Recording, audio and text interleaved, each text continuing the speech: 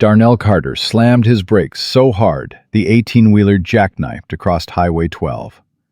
He threw open the door and sprinted into the storm, toward a barefoot young woman, bleeding from the head, shaking, with no name and no memory.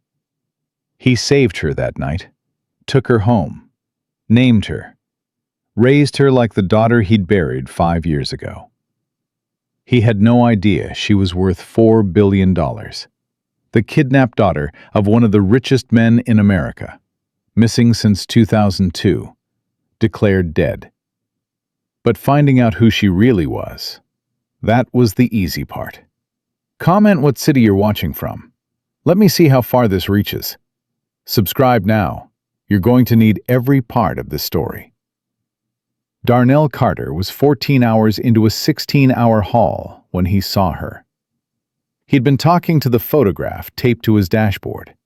A little girl, 7 years old, gap-toothed smile, braids with pink beads.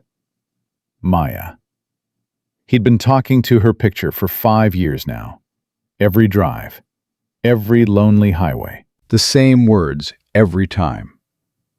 Almost home, baby girl. His eyes were heavy. His coffee was cold. The rain had turned Highway 12 into a river, and his wipers were losing the fight. He was thinking about pulling into the next rest stop, grabbing 3 hours of sleep, when something crossed his headlights. At first, he thought it was a deer. Then the figure stumbled, and he saw arms. Human arms. A person, walking barefoot on the shoulder of a highway in the middle of a Category 2 rainstorm. Darnell hit the brakes. The trailer swung wide. The truck shuddered and skidded and came to a stop half across the right lane, hazard lights flashing orange against the rain. He didn't think about it. He grabbed his jacket and his emergency flashlight, and he ran. She was maybe 50 yards ahead, walking with no direction, no urgency, no sense that 18-wheelers were blowing past her at 70 miles an hour. When his flashlight hit her, she stopped, turned, looked at him with eyes that didn't register anything at all. Young, maybe 19 or 20. Dark hair stuck to her face, a dress that was torn at the shoulder. No shoes. And blood, a thin line of it running from her right temple down to her jaw, pink with rain. Hey, miss, are you okay? She didn't answer. She just stood there, swaying like a tree in wind. Darnell slowed down, held his hands up so she could see them. I'm not going to hurt you. My name's Darnell. I'm a truck driver. Can you tell me what happened? I don't know where I am, she said. Her voice was barely there, like she was using it for the first time. You're on Highway 12, about 30 miles outside Ridgemont, North Carolina. Are you hurt? Were you in an accident? I can't. She touched her temple and looked at the blood on her fingers like she'd never seen blood before. I was walking. I just woke up and I was walking. Okay, that's okay. Let's get you off this road. Can you walk with me to my truck? She didn't move. Who am I? The question hit Darnell in the chest. Not, where am I? Not, what happened? Who am I? Let's figure that out somewhere dry, he said. He took off his jacket and put it around her shoulders. She flinched at first contact, then let him. She was shaking so hard he could feel it through the fabric. He put his arm around her and walked her back to the cab. He helped her up into the passenger seat, cranked the heat to full, reached behind the seat for the emergency blanket he kept for winter breakdowns, and wrapped it around her legs. Then he called 911. I've got a young woman, injured, disoriented. Found her walking barefoot on Highway 12, mile marker 37. She's got a head wound, and she's hypothermic. She can't remember her name or how she got here. The dispatcher told him 20 minutes for an ambulance. 20 minutes. He looked at the girl. She was staring at the dashboard, at Maya's photograph with that same empty expression. "Is that your daughter?" she asked. "Yeah, that's Maya." "She's pretty." She was. Darnell caught himself. "She passed away 5 years ago." The girl looked at him. For the first time, something registered in her eyes. "I'm sorry." "It's okay. What about you? You have any family? Anyone I can call?" She closed her eyes. He watched her try. Watched her reach for something inside her own mind and come back with nothing. "I don't know," she whispered. "I don't know if I have anyone." "That's all right. We'll figure it out." "Why did you stop?" she asked. "What do you mean?" "You could have kept driving. Most people would have kept driving." Darnell looked at her. This girl with no name, no shoes, no past, sitting in his truck, wrapped in a blanket meant for roadside emergencies. "I've got a little girl up on that dashboard who'd be real disappointed in me if I drove past someone who needed help," he said. The ambulance came. 2 paramedics, a man and a woman, professional and efficient. They checked her vitals, cleaned the head wound, wrapped her in warming blankets. The female paramedic pulled Darnell aside. "She's got a concussion, mild hypothermia, some abrasions on her feet, consistent with walking a long distance on rough terrain. But the memory loss, that's concerning. Could be the head injury, could be something else. She needs a full workup at the hospital."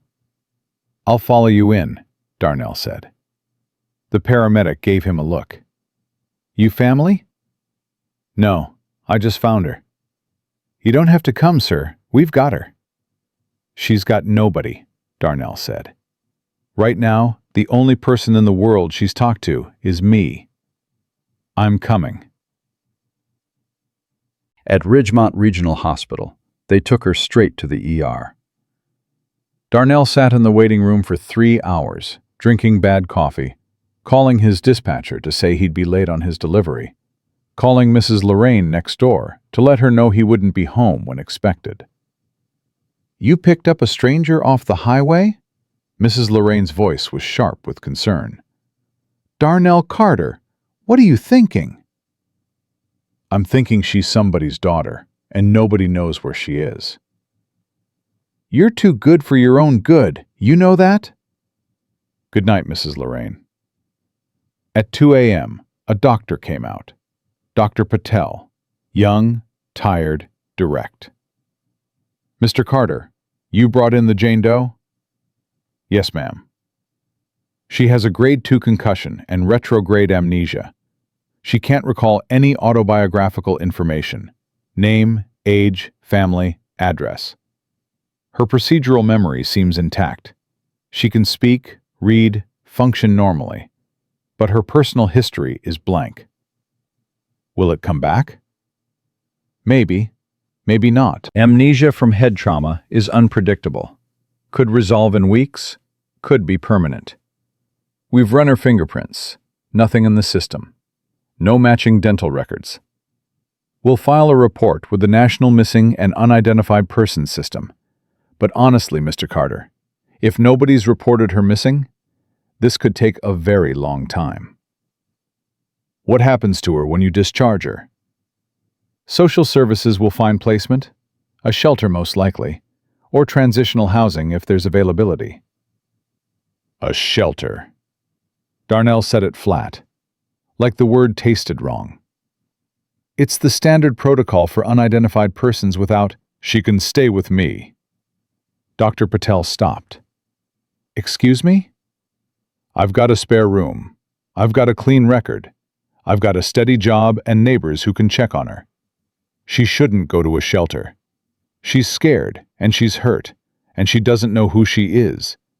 She needs a home, not a cot in a room with 30 strangers." "Mr. Carter, you don't know this woman." "She doesn't know herself. That makes 2 of us starting from scratch." Dr. Patel studied him. "I'd need to involve social services, background check, home assessment. You understand, this isn't a simple process." "I understand. Start the process." "Can I ask you something, Mr. Carter? Why? Why take this on?" Darnell looked down the hallway, toward the room where the girl with no name was lying in a hospital bed, alone. Because 5 years ago, my little girl died in a hospital just like this one. And I sat next to her bed for 3 days, holding her hand, begging God to let somebody help her. Nobody could. He paused.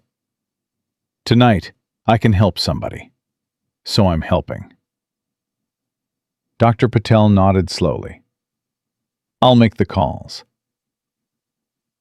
Social services moved fast when they wanted to.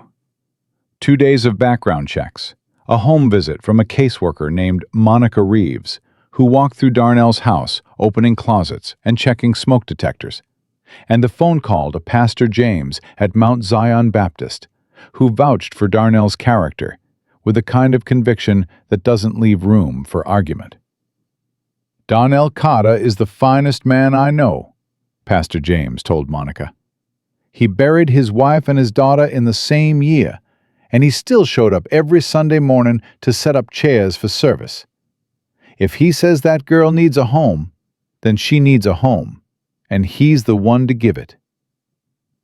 Monica approved the arrangement.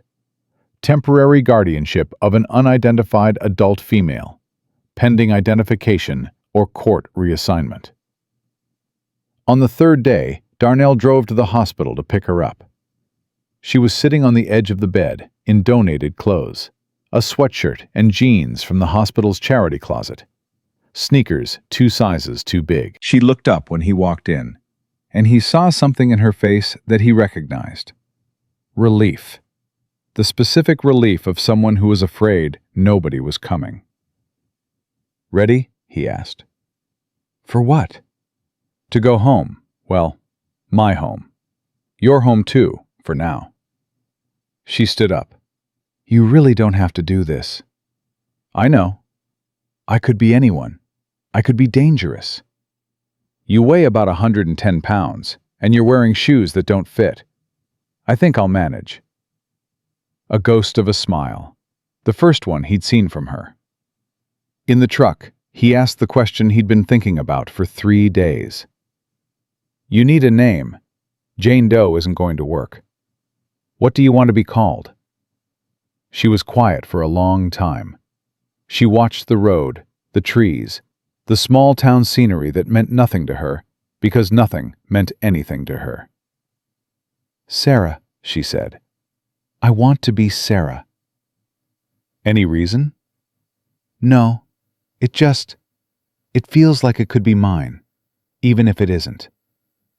Sarah it is. Sarah Carter, if you need a last name for paperwork. She looked at him.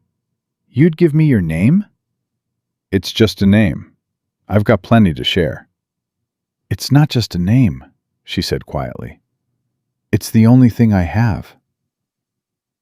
He brought her inside the house. 2 bedrooms, 1 bath, a kitchen that still had Denise's curtains, a living room with Maya's school photos on every wall. The house of a man who'd stopped living in the present tense 5 years ago.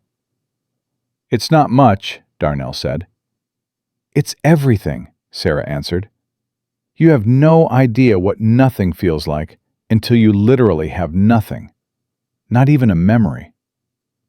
He showed her to the spare room. The moment he opened the door, he felt it. That tightness in his chest, the one he got every time he walked past this room, which was why he'd stopped walking past it 2 years ago. Maya's room. Untouched. The pink bedspread she'd picked out herself. The stuffed bear named Professor Buttons sitting against the pillow. Drawings taped to the wall in crayon. A house, a family, a rainbow. A family of 3 stick figures holding hands with the words, Daddy is the strongest, written in a 7-year-old's handwriting. This was her room, Sarah said. It wasn't a question. Yeah. Darnell, I can't take her room. It's been empty for 5 years. It needs someone in it. Maya. She wasn't the kind of kid who'd want her room sitting empty like a museum. She'd want it used. She'd want someone in here who needed a safe place. His voice cracked on the last two words, and he cleared his throat. Besides, Professor Buttons needs company. He's been sitting there alone too long. Sarah walked to the bed and picked up the stuffed bear, held it carefully like it was made of glass. I'll take care of him, she said. I know you will. Darnell? Yeah? Thank you. I know that word isn't big enough for what you're doing, but I don't have any other words right now. Thank you. You don't need to thank me, Sarah. Just get some rest. Tomorrow we'll start figuring things out. He pulled the door, halfway closed. Then he stood in the hallway for a long time, his hand flat against the wall, breathing through the pain that he'd carried for 5 years and never once put down. From inside the room, he heard Sarah crying. Quiet, careful crying. The kind you do when you don't want anyone to hear. He stood there and listened, because he understood that kind of crying. He'd done it every night for a year after the accident. Crying that isn't about one specific pain. It's about the weight of everything you can't fix and everything you've lost, and the terrifying suspicion that the world is too big and too broken for you to survive it. He wanted to go in. He wanted to tell her it would be okay. But he knew something about grief and fear that most people don't. Sometimes you don't need someone to fix it. You just need to know someone's on the other side of the door. So he stayed. The first week was careful. 2 strangers learning the geometry of each other's wounds. Sarah had nightmares every night. She'd wake up screaming, and Darnell would be in the hallway before his eyes were fully open. He'd knock. Sarah, you're safe. You're in Ridgemont. You're in my house. You're okay. I can't see their faces, she'd say through the door. There are people, but I can't see their faces, and they're telling me I'm nobody. They keep saying it. You're nobody.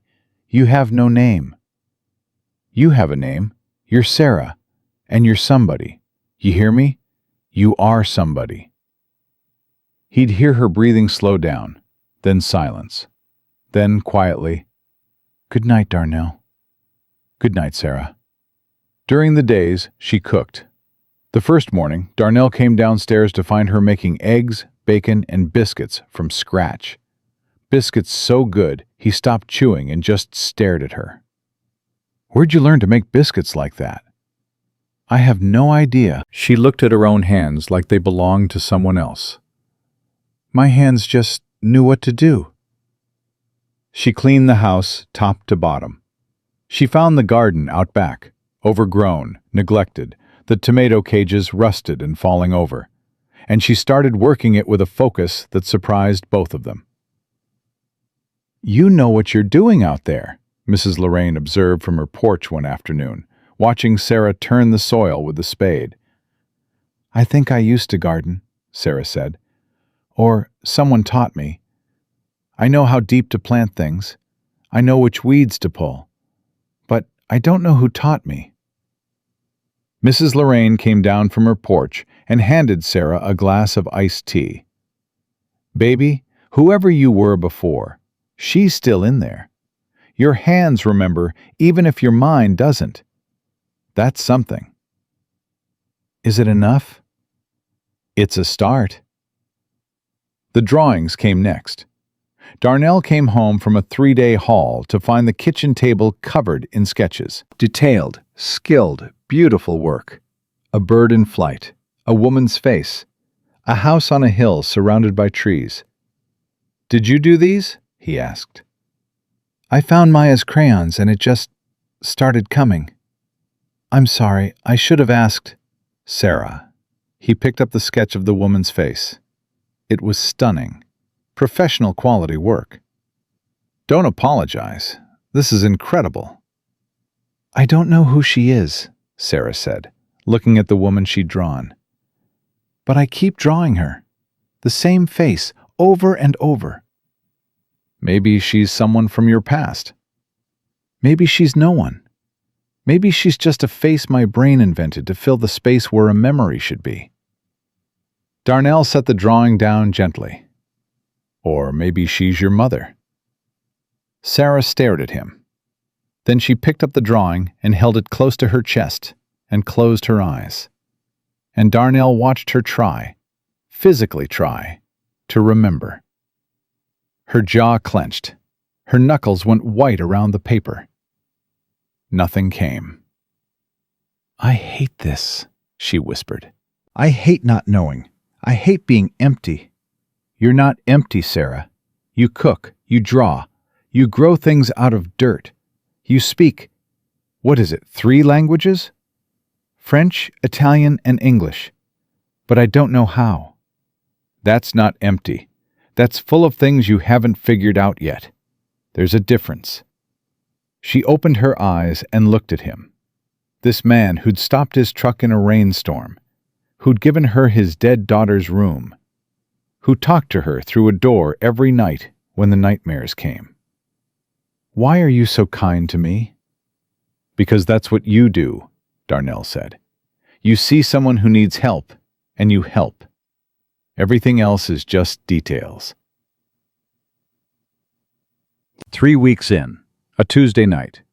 Sarah had made pot roast, and they were sitting at the table, the small kitchen table that only sat 2, which was fine, because for 5 years, there'd only been 1.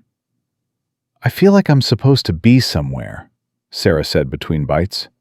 "Like there are people looking for me. But I can't see them, and I can't hear them. And I don't know if they're real or just something I'm making up because I want it to be true." "What if they are real?" Darnell said. "What if someone out there is looking for you right now?" "Then why haven't they found me? It's been 3 weeks. If someone loved me enough to look, wouldn't they have found me by now?" Darnell set down his fork. He thought about the next words carefully. "I've been looking for you, Sarah." "What do you mean?" "I posted your photo on 6 missing persons websites. I called police departments in 3 states. And yesterday, I hired a private investigator." Sarah stared at him. "You hired a... Darnell, you can't afford that." "I had some money saved." "Saved for what?" He didn't answer right away. "For what, Darnell?" "Maya's college fund." The silence that followed was the loudest thing in that kitchen. "No," Sarah shook her head. "No. You take that money back. You call that investigator and cancel. I'm not worth—" "Don't finish that sentence." "Darnell," I said, "don't finish it." His voice wasn't angry. It was something deeper than angry. Maya doesn't need a college fund. She needed a father who could save her, and I couldn't. I couldn't do a damn thing. I sat in that hospital for 3 days and watched my baby girl die because a man with a bottle of Jack Daniels ran a red light. His hands were shaking. But you I can help. You I can find answers for.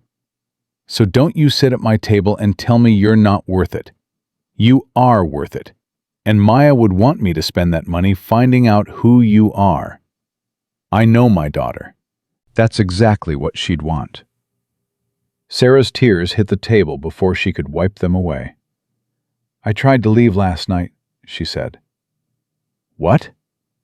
"After you fell asleep. I packed the backpack you gave me, and I sat on the porch for an hour trying to make myself walk away. Because I heard you on the phone with the investigator. I heard you give him Maya's money. And I thought, I'm a stranger. I'm nobody. And this man is spending his dead daughter's future on me." "Why didn't you leave?" "Because when I stood up to go, I looked through the window and I saw Maya's picture on the wall. That little girl with the pink beads in her hair. And I thought, if I walk away, he loses someone again. And I couldn't do that to you, Darnell. I just couldn't." Darnell reached across the table and put his hand over hers. 2 people who'd lost everything they had, holding on to each other, because there was nobody else to hold on to. You're not nobody, Sarah. You're not a stranger. You're the girl who lives in my daughter's room and makes biscuits that would make my mama cry, and grows tomatoes in my backyard, and talks to Mrs. Lorraine about soap operas for 3 hours at a time.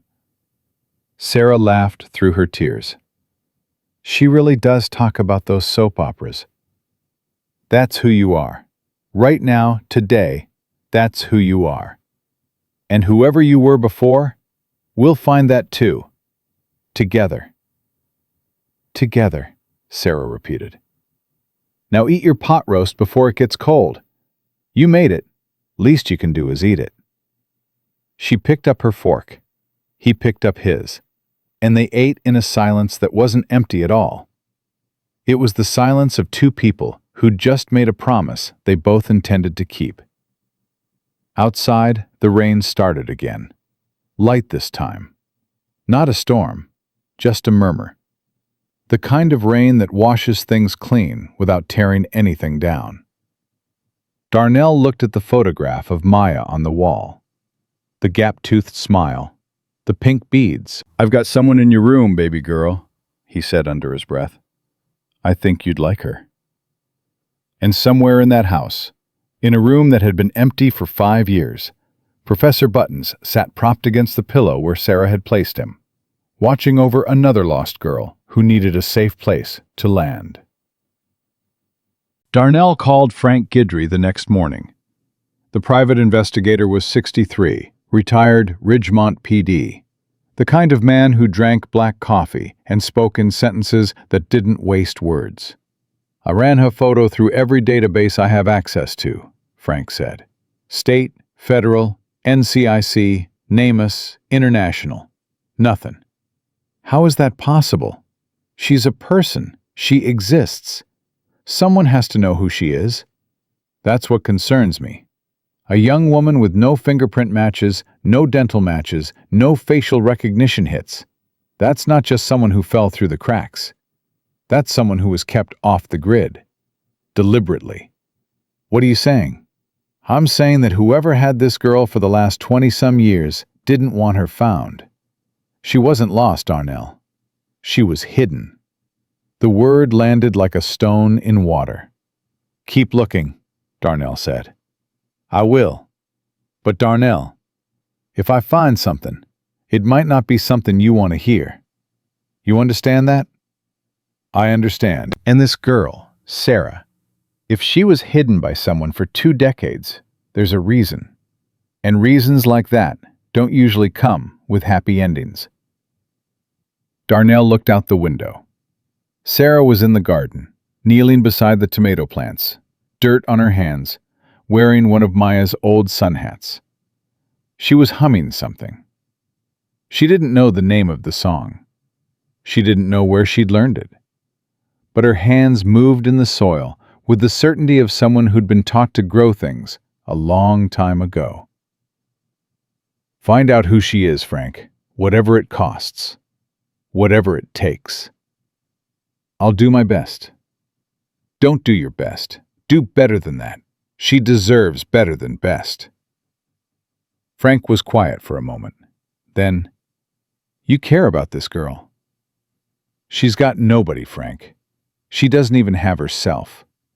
The least she deserves is one person in the world who gives a damn." "All right, Darnell. I'll find her." He hung up, walked outside, sat down on the porch steps, and watched Sarah work the garden in his dead daughter's hat, humming a song with no name. Somewhere, someone knew who this girl was, and Darnell Carter was going to find them. Frank Guidry called every Friday at noon, and every Friday the answer was the same. "Nothing yet." 4 weeks turned into 6. 6 turned into 8. And the girl who called herself Sarah kept living in Darnell Carter's house like she'd always been there, which, in a way, made the not knowing worse. Because every day she became more real to him, more present, more like family. And every day the question hung heavier. Who was she before she was his? She'd taken over the kitchen completely by the second month. Darnell would come home from a 4-day haul, drop his bag by the door, and the whole house would smell like something his mother used to make. Cornbread, collard greens, peach cobbler that made Mrs. Lorraine knock on the door at 7 in the morning asking for leftovers. "Girl, where did you learn to cook like this?" Mrs. Lorraine asked one Saturday, standing in Darnell's kitchen with a plate of cobbler she had no intention of sharing. "I don't know. My hands just do it. I'll be standing at the counter and suddenly I know that the butter needs to be cold for biscuits and the cornbread needs bacon grease in the skillet first. But I don't know who taught me. I don't know whose kitchen I learned in." "Well, whoever she was, she raised you right, at least in the kitchen." "That's the thing, Mrs. Lorraine. What if she didn't raise me right? What if I was somewhere terrible? What if the reason I can't remember is because my mind is protecting me from something I don't want to know?" Mrs. Lorraine set down her fork. She was 71 years old, a retired nurse who'd spent 40 years at Ridgemont General, and she'd seen enough trauma to recognize it even when it wore a smile. "Baby, I'm going to tell you something I learned in 4 decades of nursing. The body keeps what the mind throws away. Your hands remember how to cook. Your fingers remember how to draw. Your mouth remembers French and Italian. That means somebody cared for you, at least for a while. Bad places don't teach you beautiful things." Sarah thought about that for a long time after Mrs. Lorraine left. She thought about it while she scrubbed the kitchen. She thought about it while she watered the tomatoes. And she was still thinking about it that evening when Darnell came through the door, smelling like diesel and highway. "You look like you're carrying something heavy," he said, dropping into his chair at the kitchen table. "Mrs. Lorraine said something today. She said, 'Bad places don't teach you beautiful things.'" "Sounds like Mrs. Lorraine." "But what if she's wrong? What if I learned to cook because someone locked me in a kitchen? What if I learned to draw because I had nothing else to do? What if what if someone made me learn them?" Darnell was quiet. He poured himself a glass of water and drank half of it before he answered. "You know what I think? I think it doesn't matter. Not right now. Right now, you're here, you're safe, and you make the best cornbread in Carteret County. The rest of it, the where and the who and the why, we'll figure that out. But it doesn't change who you are today." "Who am I today?" "You're Sarah. You live in my house. You talk to my neighbor about soap operas. You hum songs you don't know the names of. And you put too much sugar in your iced tea, which is saying something because I'm from North Carolina, and we invented sweet tea." She laughed. It was still a rare sound in that house, and every time Darnell heard it, he held onto it like something precious. "Eat," he said, pushing his plate toward the stove. "Whatever you made, serve me up. I've been eating gas station sandwiches for 4 days." It was the small things that built their rhythm. The way Sarah left a plate wrapped in foil on the counter when Darnell came home late. The way Darnell fixed the squeaky hinge on her bedroom door without being asked. The way they'd sit on the porch after dinner, in silence that didn't need filling, watching the sun go down over Ridgemont like it was a show put on just for them. But the nights were a different country. Sarah's nightmares came 3-4 times a week. Always the same pattern. Silence, then murmuring, then screaming. The kind of screaming that came from somewhere deeper than the throat. Darnell would be up and in the hallway before his feet hit the floor, knocking on the door, saying the same words like a prayer. "Sarah, you're safe. You're in Ridgemont. You're home." One night, 2 months in, the screaming didn't stop when he knocked. He heard her fall out of bed, heard the thud. He opened the door and found her on the floor, eyes open but not seeing him, hands up like she was pushing something away. Don't put me back. Please don't put me back in the room. I'll be quiet. I'll be nobody. Just don't put me back." "Sarah!" He knelt beside her. "Sarah, look at me. Look at me." Her eyes focused. She saw him, and she grabbed onto his arm with both hands and held on like he was the only solid thing in the world. "There was a room," she gasped. "A small room, no windows, and someone was there. They kept telling me I was nobody, that I didn't have a name, that no one was coming for me." It was a dream, Sarah. "It wasn't a dream. It was a memory." Her voice was certain and terrified. "I was somewhere, Darnell. Somewhere bad. For a long time. And someone made me forget." He helped her back into bed. He sat in the chair in the corner, Maya's reading chair, the one where he used to sit and do voices for Dr. Seuss. And he stayed until her breathing evened out and her grip on the blanket loosened. He didn't sleep that night. He sat in his own room and stared at the ceiling and thought about what kind of person keeps a child in a room with no windows and tells her she's nobody. And he thought about what Frank Guidry had said. She wasn't lost. She was hidden. The next morning, he called Frank. "I need you to dig deeper. She's having memories, fragments. Someone kept her somewhere. A small room, no windows. She was told she had no name, no identity." This wasn't a runaway situation, Frank. Someone took this girl and held her for years. That changes the investigation significantly. I've been searching missing persons databases for young women reported missing in the last 2 years. If she was taken as a child and held long-term, we're looking at cold cases going back decades. Then look back decades. Darnell, that's a needle in a field of haystacks. Do you know how many children go missing in this country every year? I don't care about every year. I care about one girl. My girl. Frank paused. Your girl? Darnell hadn't meant to say it that way, but he didn't take it back. Find her, Frank.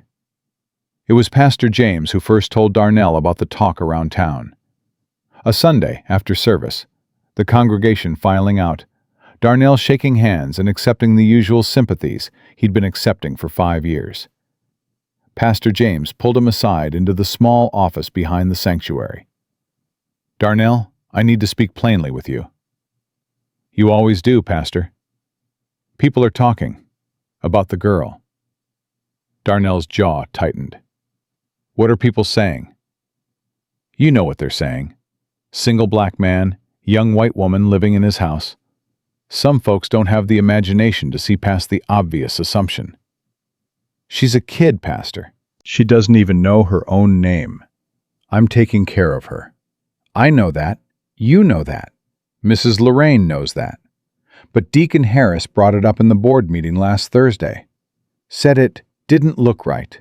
Said it was creating an appearance that reflected poorly on the church. Deacon Harris hasn't reflected well on anything since 1987. Be that as it may, he's not the only one. I got a call from someone at Social Services, Monica Reeves, the caseworker. She said she'd received an anonymous complaint. Someone claiming the arrangement was inappropriate. Darnell felt something cold move through his chest. Not fear. Anger. The quiet kind. The kind that comes from knowing exactly what people mean when they say inappropriate. And exactly what they're not saying out loud. "So what do you want me to do, Pastor? Put her out? Send her to a shelter because some folks in this town can't see a black man helping a white girl without making it ugly?" That's not what I'm saying. Then what are you saying? I'm saying be prepared, because this kind of talk has a way of growing. And if Social Services opens a review, they could remove her from your care. Over what? Over gossip? Over an anonymous complaint and a caseworker who has to follow up. That's how the system works, Darnell. You know that. Darnell stood up. He walked to the window of the pastor's office and looked out at the parking lot where his truck sat next to Mrs. Lorraine's sedan and Deacon Harris's Cadillac. "When Denise died," Darnell said slowly, "this church brought me food for 3 months. When Maya died, this church paid for her funeral. And now, some of these same people want to take away the one good thing that's happened to me in 5 years because it makes them uncomfortable? People are complicated, Darnell. People are cowards, Pastor. They see what they want to see. I see a girl who doesn't know her own name, sleeping in my dead daughter's bed, screaming in her sleep from memories she can't reach. If that's inappropriate, then this whole town has lost its mind. For what it's worth, I agree with you. And I've said so, publicly, from the pulpit. I know you have, and I appreciate it. Just be careful. Document everything. Keep the caseworker informed. And if anyone says anything to your face, you let me handle it. Nobody's going to say it to my face, Pastor. They never do. He was wrong about that. It happened at the hardware store 3 days later. Darnell was buying garden stakes for Sarah's tomato plants. Bill Overstreet, retired electrician, lifetime Ridgemont resident, the kind of man who sat on his porch and monitored the neighborhood like it was his personal assignment, was in the same aisle. Darnell. Bill. Heard you've got a new house guest. I do. Young girl, white girl. Darnell picked up a package of garden stakes and examined them like they required his full attention. She's a person, Bill. That's the relevant detail. I'm just saying, people notice things. A man your age, living alone, taking in a young woman off the street? Some people might wonder about the motivation. Darnell set the garden stakes down. He turned to face Bill Overstreet, and he didn't raise his voice, because Darnell Carter had learned a long time ago that the quieter he spoke, the harder people listened. Bill, I'm going to say this once. That girl was walking barefoot on Highway 12 in a rainstorm, bleeding from the head, with no memory of who she is. I stopped my truck. I took her to the hospital. I gave her a room in my house because the alternative was a shelter cot. If you have a problem with that, I suggest you take it up with the Lord, because He's the one who put me on that road that night. Bill opened his mouth. I'm not finished. Darnell took a step closer. I lost my wife. I lost my daughter. I have been alone in that house for 5 years. And the first time I do something that gives me a reason to come home, you want to stand in a hardware store and question my character? You want to make it ugly? Go ahead. But do it to my face. Don't hide behind anonymous complaints to social services. Don't whisper about it at church. You've got something to say. You say it right here. Bill Overstreet looked at the floor, then at the shelf, then at anything that wasn't Darnell's eyes. I didn't make any complaint, Bill muttered. I didn't say you did. I said if you've got something to say it. Otherwise, leave me and that girl alone. Darnell picked up his garden stakes, walked to the register, paid, and left. His hands were shaking when he got to the truck, not from fear, from the exhaustion of being a black man who had to justify his goodness to people who would never question a white man doing the same thing. He sat in the parking lot for 10 minutes. Then he drove home.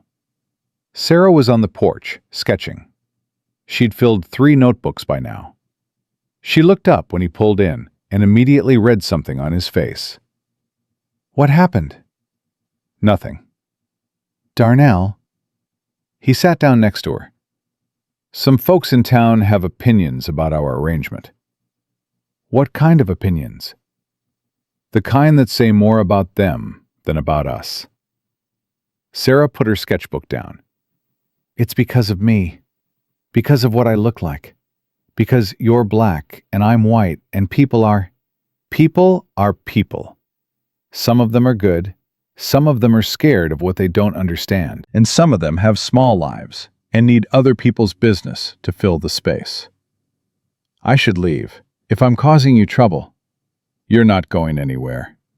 But if social services Monica Reeves already called me. I told her everything. She's satisfied. The complaint was anonymous and unsubstantiated. She said the review is closed. But the town, this is my town, my house, my decision. And you are my responsibility, not theirs, mine. He looked at her. You want to leave? No. Then the conversation is over. It wasn't over, of course. It never is in a small town. But the volume turned down after Pastor James delivered a sermon the following Sunday that everyone knew was aimed at specific pews. He talked about the Good Samaritan. He talked about how the priest and the Levite walked past the injured man because helping him was inconvenient, because it didn't look right, because people might talk. And who was the neighbor? Pastor James asked, his voice filling Mount Zion Baptist the way it had for 30 years.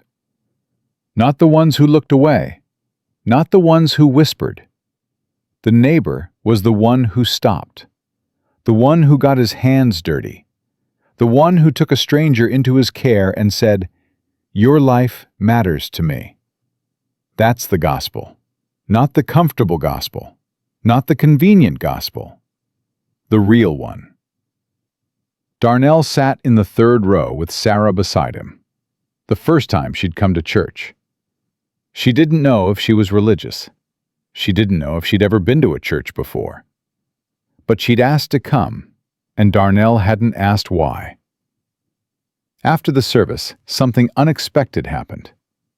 Dorothy Mitchell, a woman who'd known Darnell since he was a boy, who'd been one of the whisperers, walked up to Sarah and took her hands. "I owe you an apology, sweetheart. I said things I shouldn't have. I looked at the surface instead of the truth. You're welcome here." Sarah squeezed the woman's hands. "Thank you." 3 more people approached after Dorothy, then 5. By the time they reached the parking lot, Sarah had been invited to the Women's Bible Study, the Community Garden Committee, and Mrs. Lorraine's weekly dominoes game. "Small towns," Darnell said in the truck on the way home. "What about them?" "They'll break your heart and mend it in the same week." Sarah smiled.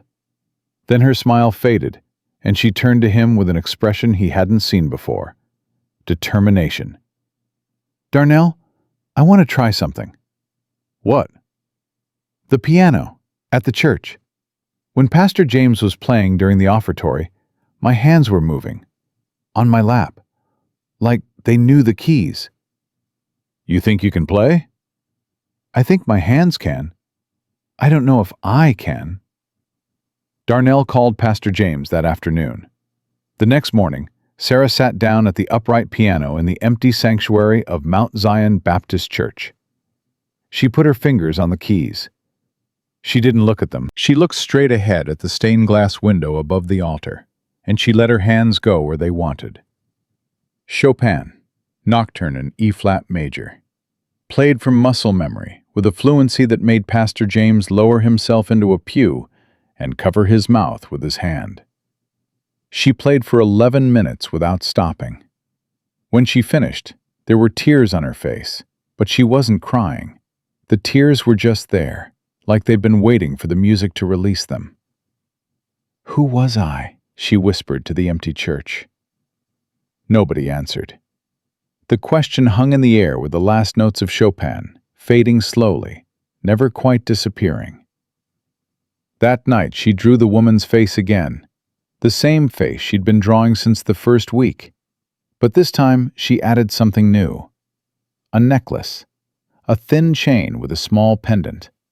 She drew it without thinking, her hand moving on its own, and when she looked at what she'd drawn, she felt something crack open in her chest. "I know her," she told Darnell, holding up the sketch with shaking hands.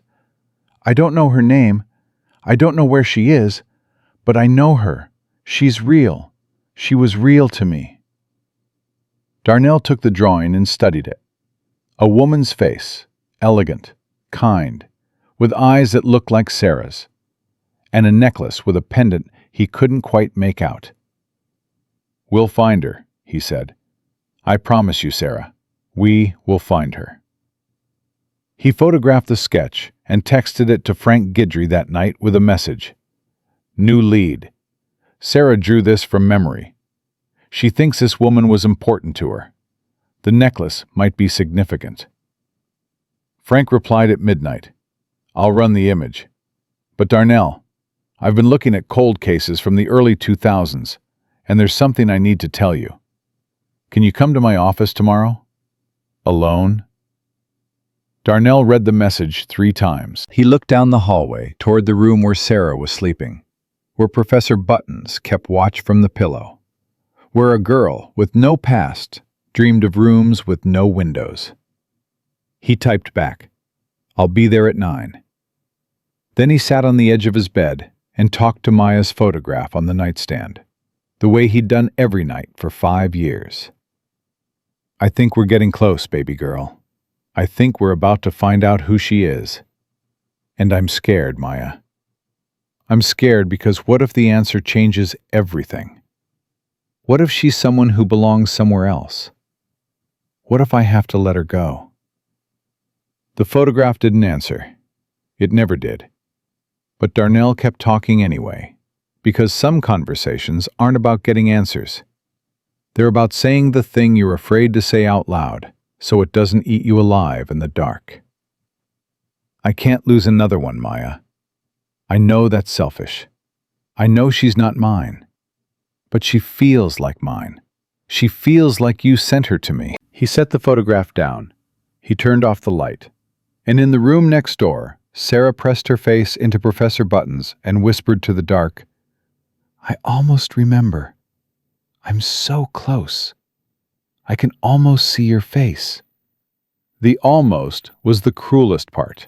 The almost was what kept them both awake, reaching for something just beyond their fingers, close enough to feel the warmth of it, but too far to hold. Darnell was at Frank Guidry's office at 8:47, 13 minutes early, because he hadn't slept, and there was no point pretending the morning mattered for anything else. Frank's office was above a dry cleaner on Main Street, a single room with a desk, 2 filing cabinets, and a coffee maker that had seen better decades. Frank was already there, which told Darnell everything he needed to know about how serious this was. Frank Guidry didn't come in early for anything less than something that mattered. Sit down, Frank said.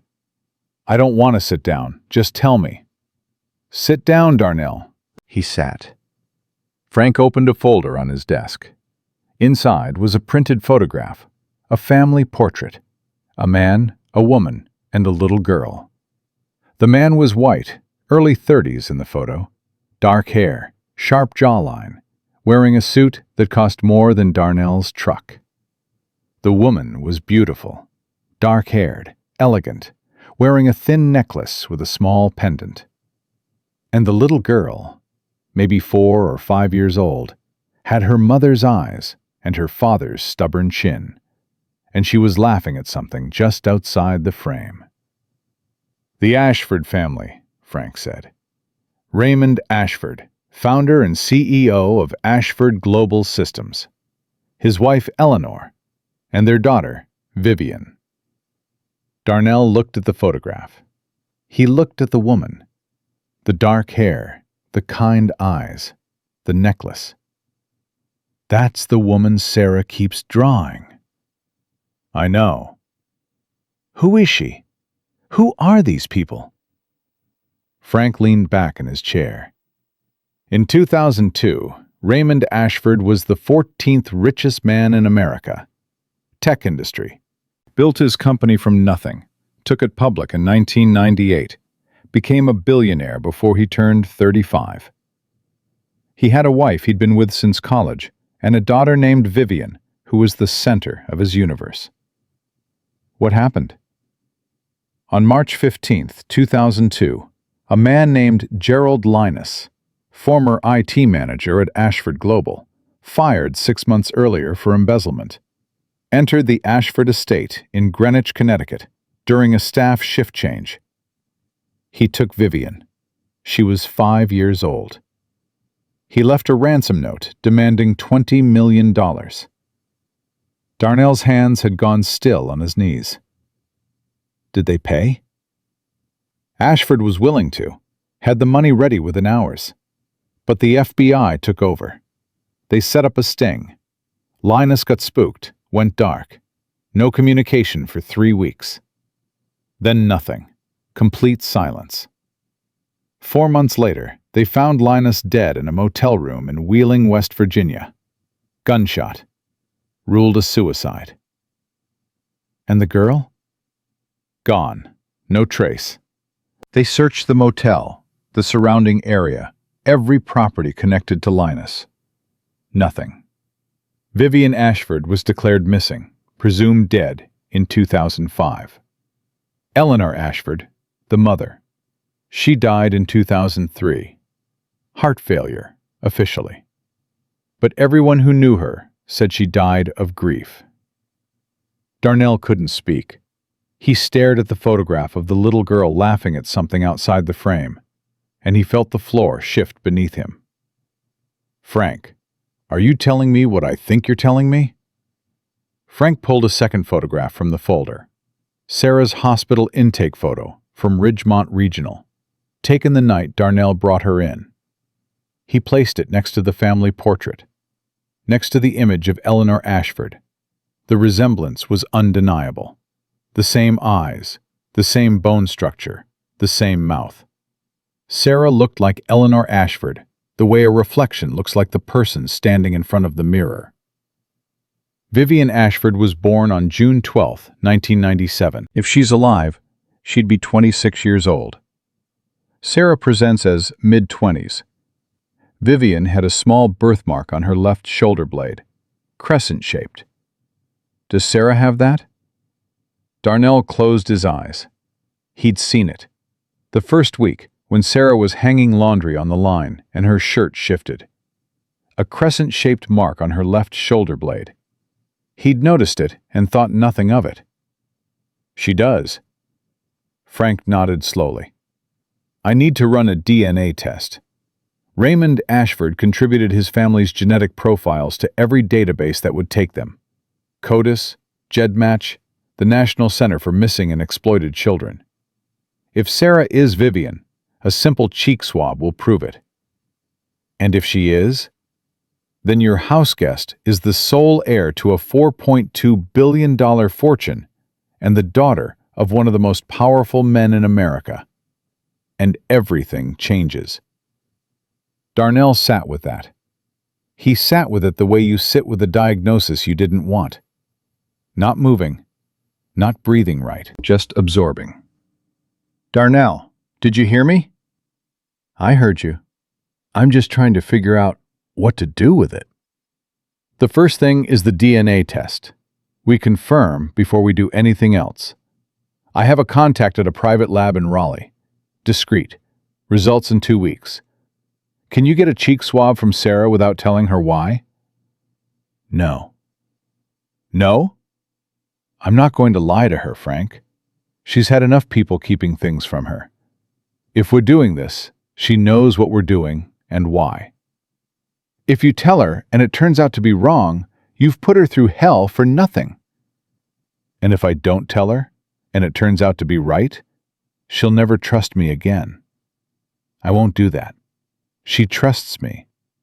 That's the one thing she has that nobody took from her, and I will not be the person who breaks it. Frank studied him for a long moment. You're a good man, Darnell Carter. I'm a man who made a promise, that's all. He drove home with the folder on the passenger seat, the family photograph face up, Eleanor Ashford's eyes looking at him from 22 years ago. He pulled into the driveway and sat in the truck for 15 minutes, trying to find the right words for what he was about to do. There weren't any right words. There never are for the conversations that matter most. Sarah was at the kitchen table, drawing. She looked up when he came in, and her pencil stopped. Something happened, she said. Not a question. Yeah. Is it bad? Darnell pulled out a chair and sat across from her. He put the folder on the table between them, but didn't open it. The private investigator found something. A lead. It might be nothing, but it might be everything. Tell me. It's about a kidnapping. A little girl taken from her family in 2002. She was 5 years old. She was never found. Sarah's face didn't change, but her hand, the one holding the pencil, started to tremble. If that girl survived, Darnell continued, she'd be about your age now. She'd match your physical description. She'd have a crescent-shaped birthmark on her left shoulder blade. Sarah's hand went to her shoulder. An unconscious movement.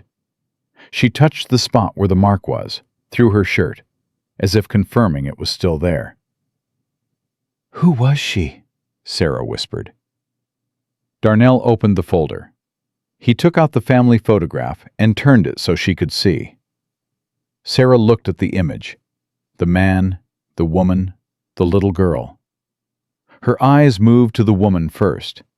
The dark hair, the kind face, the necklace. She made a sound. Not a word, not a cry. A sound that came from somewhere below language, below thought. The sound of a locked door cracking open inside her. That's her, Sarah said. That's the woman I've been drawing. Her name was Eleanor Ashford. And the little girl? Vivian. Vivian Ashford. Sarah picked up the photograph with both hands. She brought it close to her face. She stared at the child, the laughing little girl, and Darnell watched something move behind her eyes. Not recognition exactly. Something deeper. Something cellular. The man. Who is the man? Raymond Ashford. Her father. Vivian's father. He's a billionaire, Sarah. Tech industry. He's been searching for his daughter for 21 years. He never stopped. 21 years, Sarah repeated. She said it like she was counting each one, like she could feel the weight of every single year. Frank wants to run a DNA test, a cheek swab. We'd send it to a lab that can cross-reference against the family's genetic profiles. If you're Vivian, the test will prove it. And if I'm not? Then we keep looking. And if I am? Her voice cracked on the word. If I am this girl, this billionaire's daughter who disappeared 21 years ago, then what? Then who am I? I'm not Vivian, Darnell. I don't remember being Vivian. I don't remember that man, or that woman, or that house. I remember your house. I remember your kitchen table, and Professor Buttons, and Mrs. Lorraine's iced tea, and the way the tomatoes smell when the sun hits them in the morning. That's what I remember. That's who I am. And nobody's going to take that away from you. But Sarah, if you have a father out there who spent 2 decades looking for you, he deserves to know you're alive. And you deserve to know who you are, even if it hurts. She put the photograph down. She pressed her palms flat on the table, steadying herself, and she breathed in and out 3 times before she spoke again. Do the test. Frank's lab contact was a woman named Dr. Amara Wells in Raleigh. She ran a private genetics facility that worked with law enforcement on cold cases. Frank drove the cheek swab down personally and called Darnell from the parking lot. 2 weeks, maybe less if I push. Push. The 2 weeks that followed were the longest of Darnell's life. Longer than the 3 days he'd sat beside Maya's hospital bed. Longer than the year after Denise died, when every day felt like swimming through concrete. Because those had been waiting for something to end. This was waiting for something to begin. And he didn't know if what was beginning would give him Sarah or take her away. Sarah tried to act normal. She cooked, she gardened, she drew. But Darnell caught her staring at Eleanor Ashford's photograph when she thought he wasn't looking. She'd hold it up next to the mirror and study her own face, searching for the dead woman in her own reflection. I have her jawline, Sarah said one evening, holding the photo beside her face in the bathroom mirror. Darnell was passing in the hallway and stopped. "You do." "And her hands. Look." She held up her free hand next to Eleanor's in the photograph. Long fingers, narrow wrists. "Same hands." "Sarah." "I know I shouldn't get attached to the idea. But Darnell, what if it's true? What if I had a mother who loved me and I can't remember her? What if she died looking for me and I was out there somewhere and I didn't even know she existed?" "Then you'll carry that. And I'll help you carry it. But let's wait for the test." "I'm scared." "Of what?" "Both answers. If I'm not Vivienne, I'm still nobody. And if I am Vivienne," she trailed off. "If you are?" "Then I have to figure out how to be somebody I don't remember being. And I have to meet a father I don't recognize. And I have to live in a world that's been mourning me for 21 years while I was... Where? Where was I, Darnell? If I was taken at 5 years old, where have I been? What happened to me in those 20 years? He didn't have an answer. That was the question that kept him up at night, too. Not who she was, but where she'd been. What had been done to her in those 2 lost decades? What kind of person keeps a child in a room with no windows and tells her she's nobody? "Whatever happened," Darnell said, "you survived it. You walked out of it and onto Highway 12 and into my truck. That's not nobody, Sarah. That's the strongest person I've ever met." 11 days after the swab was sent, Frank called. Not on Friday at noon, on a Tuesday at 6 a.m. Darnell answered on the first ring. "Tell me." 99.97% match. She's Vivienne Ashford." Darnell sat down on the edge of his bed. He put his hand over his eyes. He breathed. "Darnell? You there?" "I'm here." "She's the one. The billionaire's missing daughter. Taken in 2002. Presumed dead for 19 years. Living in your house in Ridgemont, North Carolina, growing tomatoes and drawing pictures of her dead mother." "What do we do now?" "Now we contact Raymond Ashford. I have a number for his personal attorney. Given the sensitivity, I'd recommend going through legal channels first. Ashford has been through 21 years of false leads and scam artists claiming to be his daughter. He's going to want verification. He can have all the verification he wants. But I tell Sarah first. Before anyone contacts anyone, I tell her." "Agreed. And Darnell, when this gets out, it's going to be big. A billionaire's kidnapped daughter found alive after 2 decades? That's national news, international news.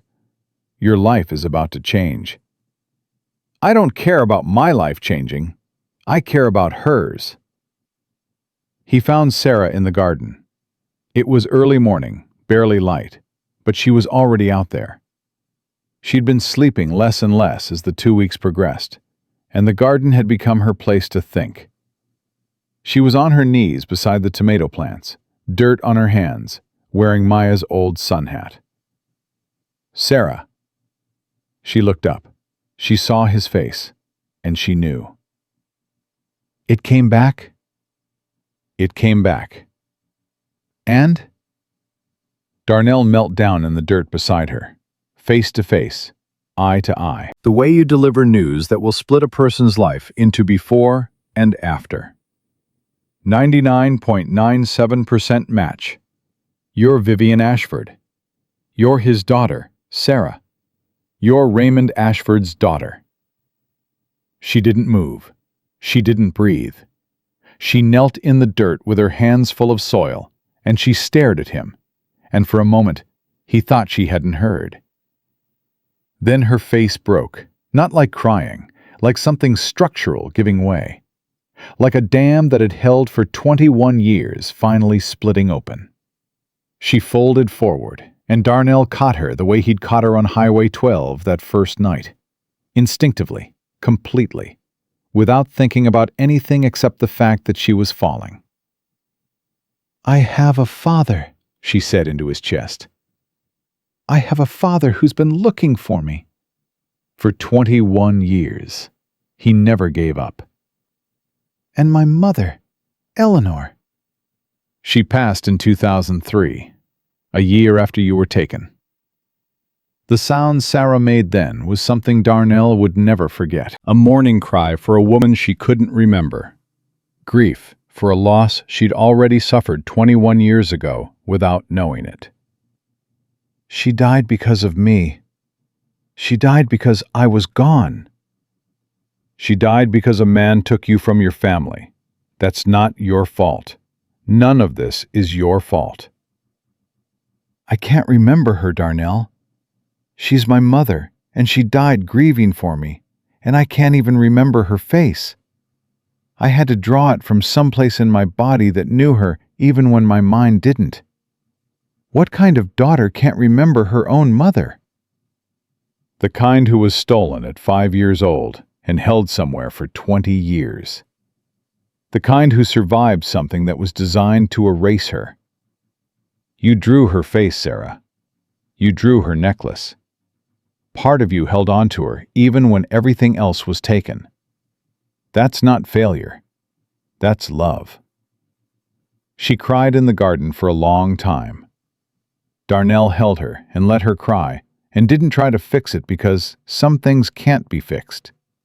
They can only be felt. When she finally sat up, her eyes were red and her face was streaked with dirt and tears, and she looked at Darnell with an expression he'd never seen on her before. Fear and hope in equal measure, pulling in opposite directions. "What happens now?" "Now we contact your father, if you're ready." "What if he doesn't believe it? Frank said he's had false leads before." "He'll believe the DNA, and he'll believe you." "What if he wants to take me away?" Darnell felt that one in his chest. The question he'd been dreading, the one he'd whispered to Maya's photograph in the dark. "Then we figure that out together. But I'm not going to lie to you, Sarah. He's your father. He has rights. He has resources. He has 21 years of grief that are about to turn into 21 years of joy. That's a powerful thing." "I don't want to leave. I don't want to leave this house." Let's not get ahead of ourselves. First step is the phone call. Frank made the call to Raymond Ashford's personal attorney that afternoon. Within an hour, the attorney called back.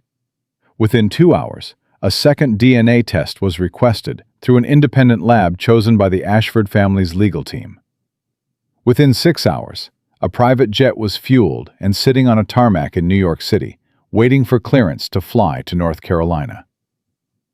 Raymond Ashford wasn't waiting for the second test. 21 years of waiting had used up all his patience. He landed at the small regional airport outside Ridgemont at 9 p.m. Frank met him there, a precaution. Darnell had asked Frank to be the first point of contact, to prepare Ashford for what he was walking into. A daughter who didn't remember him. A modest house. A truck driver who'd become the most important person in his child's life. Frank called Darnell from the airport. "He's here. He came alone. No lawyers, no security, no entourage. Just a man with a folder of photographs who can't stop shaking. Bring him in the morning. Give Sarah the night." "I tried. He won't wait." "Frank." "Darnell, the man hasn't slept in 2 days. He flew down here alone.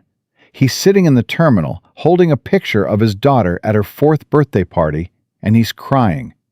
I can't tell him to wait until morning. I don't have it in me." Darnell looked at Sarah. She was sitting on the couch, holding the family photograph, holding Professor Buttons, looking like she was bracing for impact. "Bring him." 40 minutes later, headlights pulled into the driveway. Darnell watched through the window as Frank's car stopped and a man got out of the passenger side. Tall, thin, gray at the temples. moving with the tentative steps of someone who'd been told his greatest hope might be real, and was terrified that the last 20 feet would prove it false. Darnell opened the front door. Raymond Ashford stood on the porch. He looked older than his photographs, thinner, worn down by 2 decades of loss, in a way that no amount of money could disguise. He was holding a leather folder against his chest like a shield. "Mr. Cotta?" "Mr. Ashford, come in." "Is she—" His voice broke on the second word. He pressed his lips together and tried again. "Is she here?" "She's in the garden. She wanted to wait outside. She said the house felt too small for this." Raymond looked past Darnell toward the back of the house. "Can I see her?" "Mr. Ashford, before you go out there. She doesn't remember you. She doesn't remember anything from before I found her. She's scared, and she's been through something none of us understand yet. Whatever you're hoping for, whatever you've imagined for 21 years, let it go. Meet her where she is, not where you want her to be." Raymond Ashford looked at Darnell Carter, a billionaire looking at a truck driver. Two fathers, separated by everything in the world except the one thing that mattered.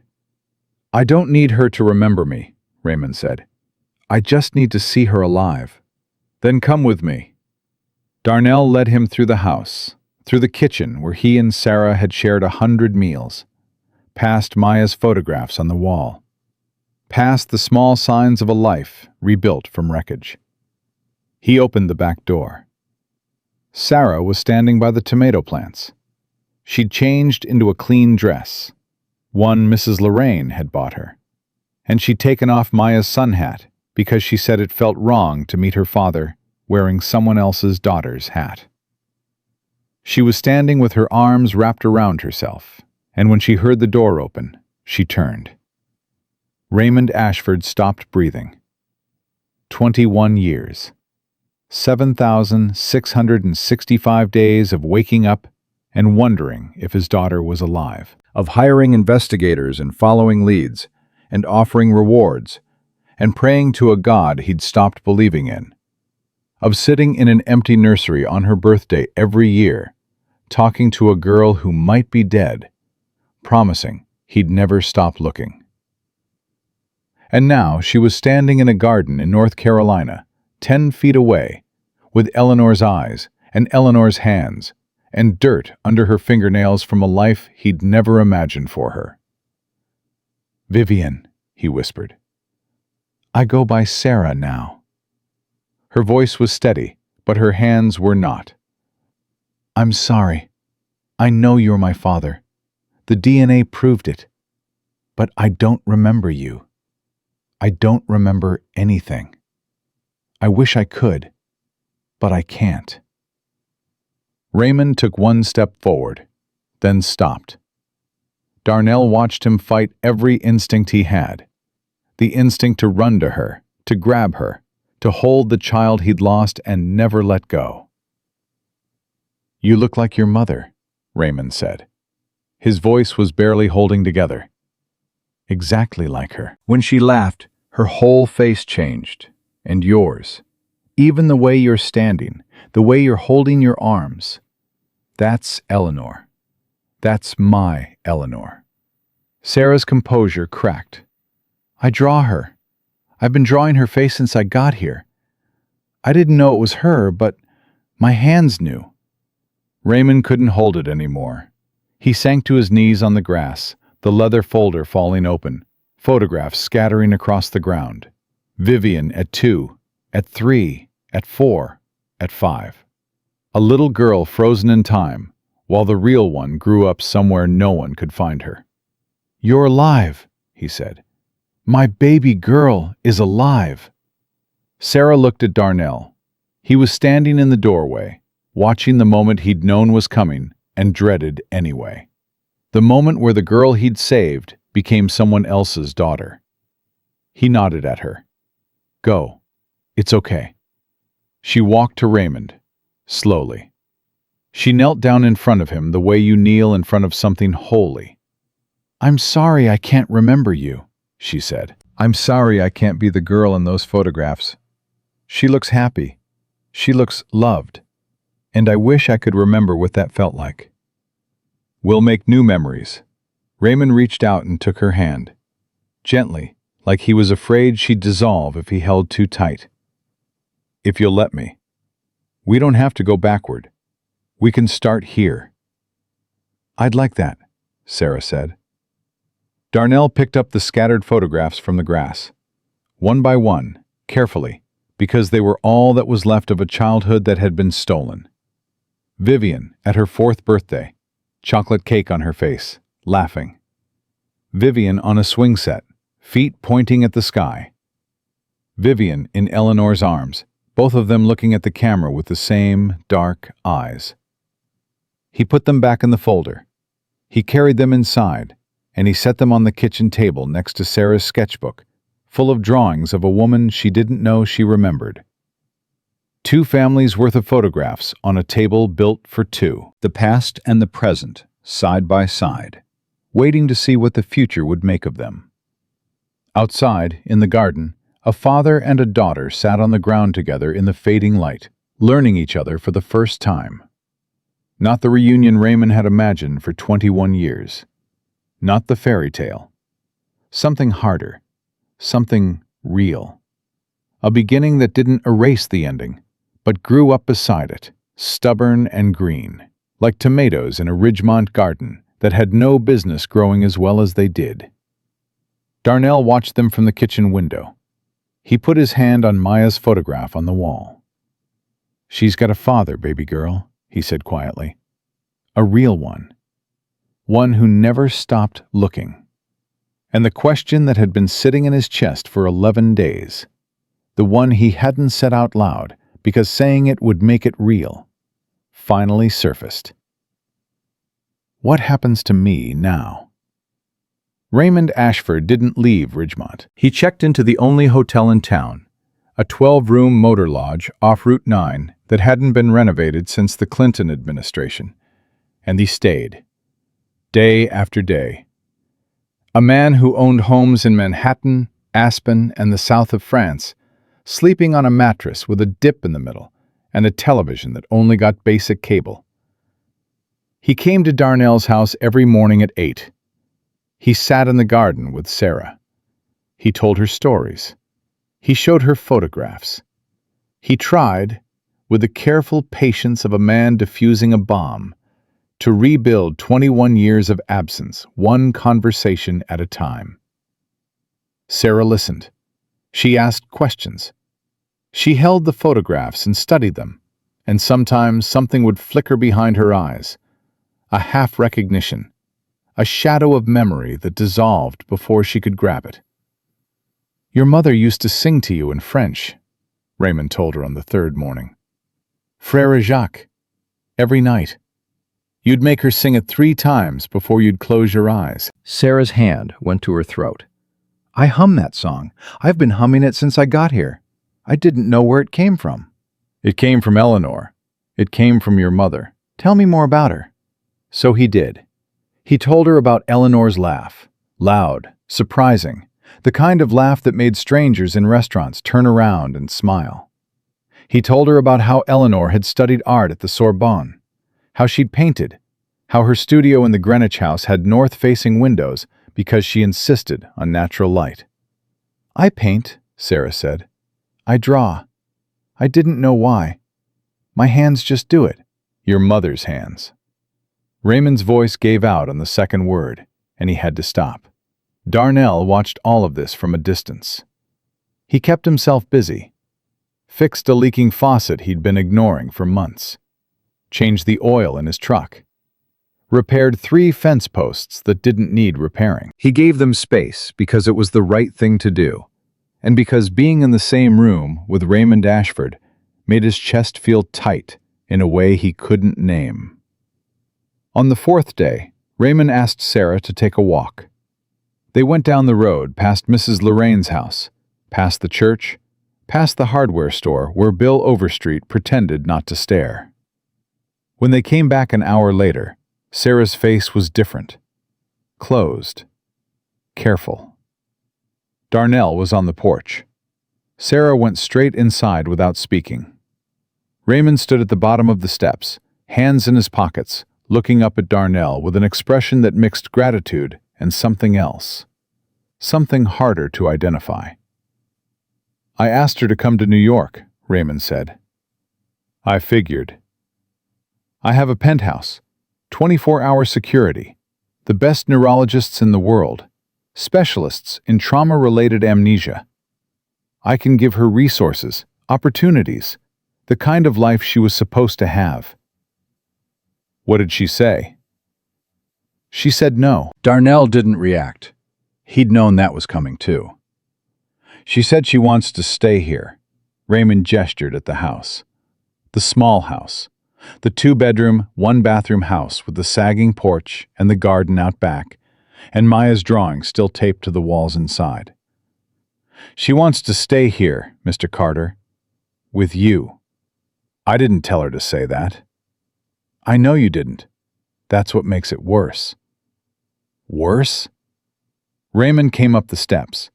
He stood on the porch, close enough for Darnell to see the sleeplessness in his eyes, the fraying at the edges of a man who'd held himself together for 21 years by willpower alone, and was now coming apart because the thing he'd hoped for had arrived in a form he didn't expect.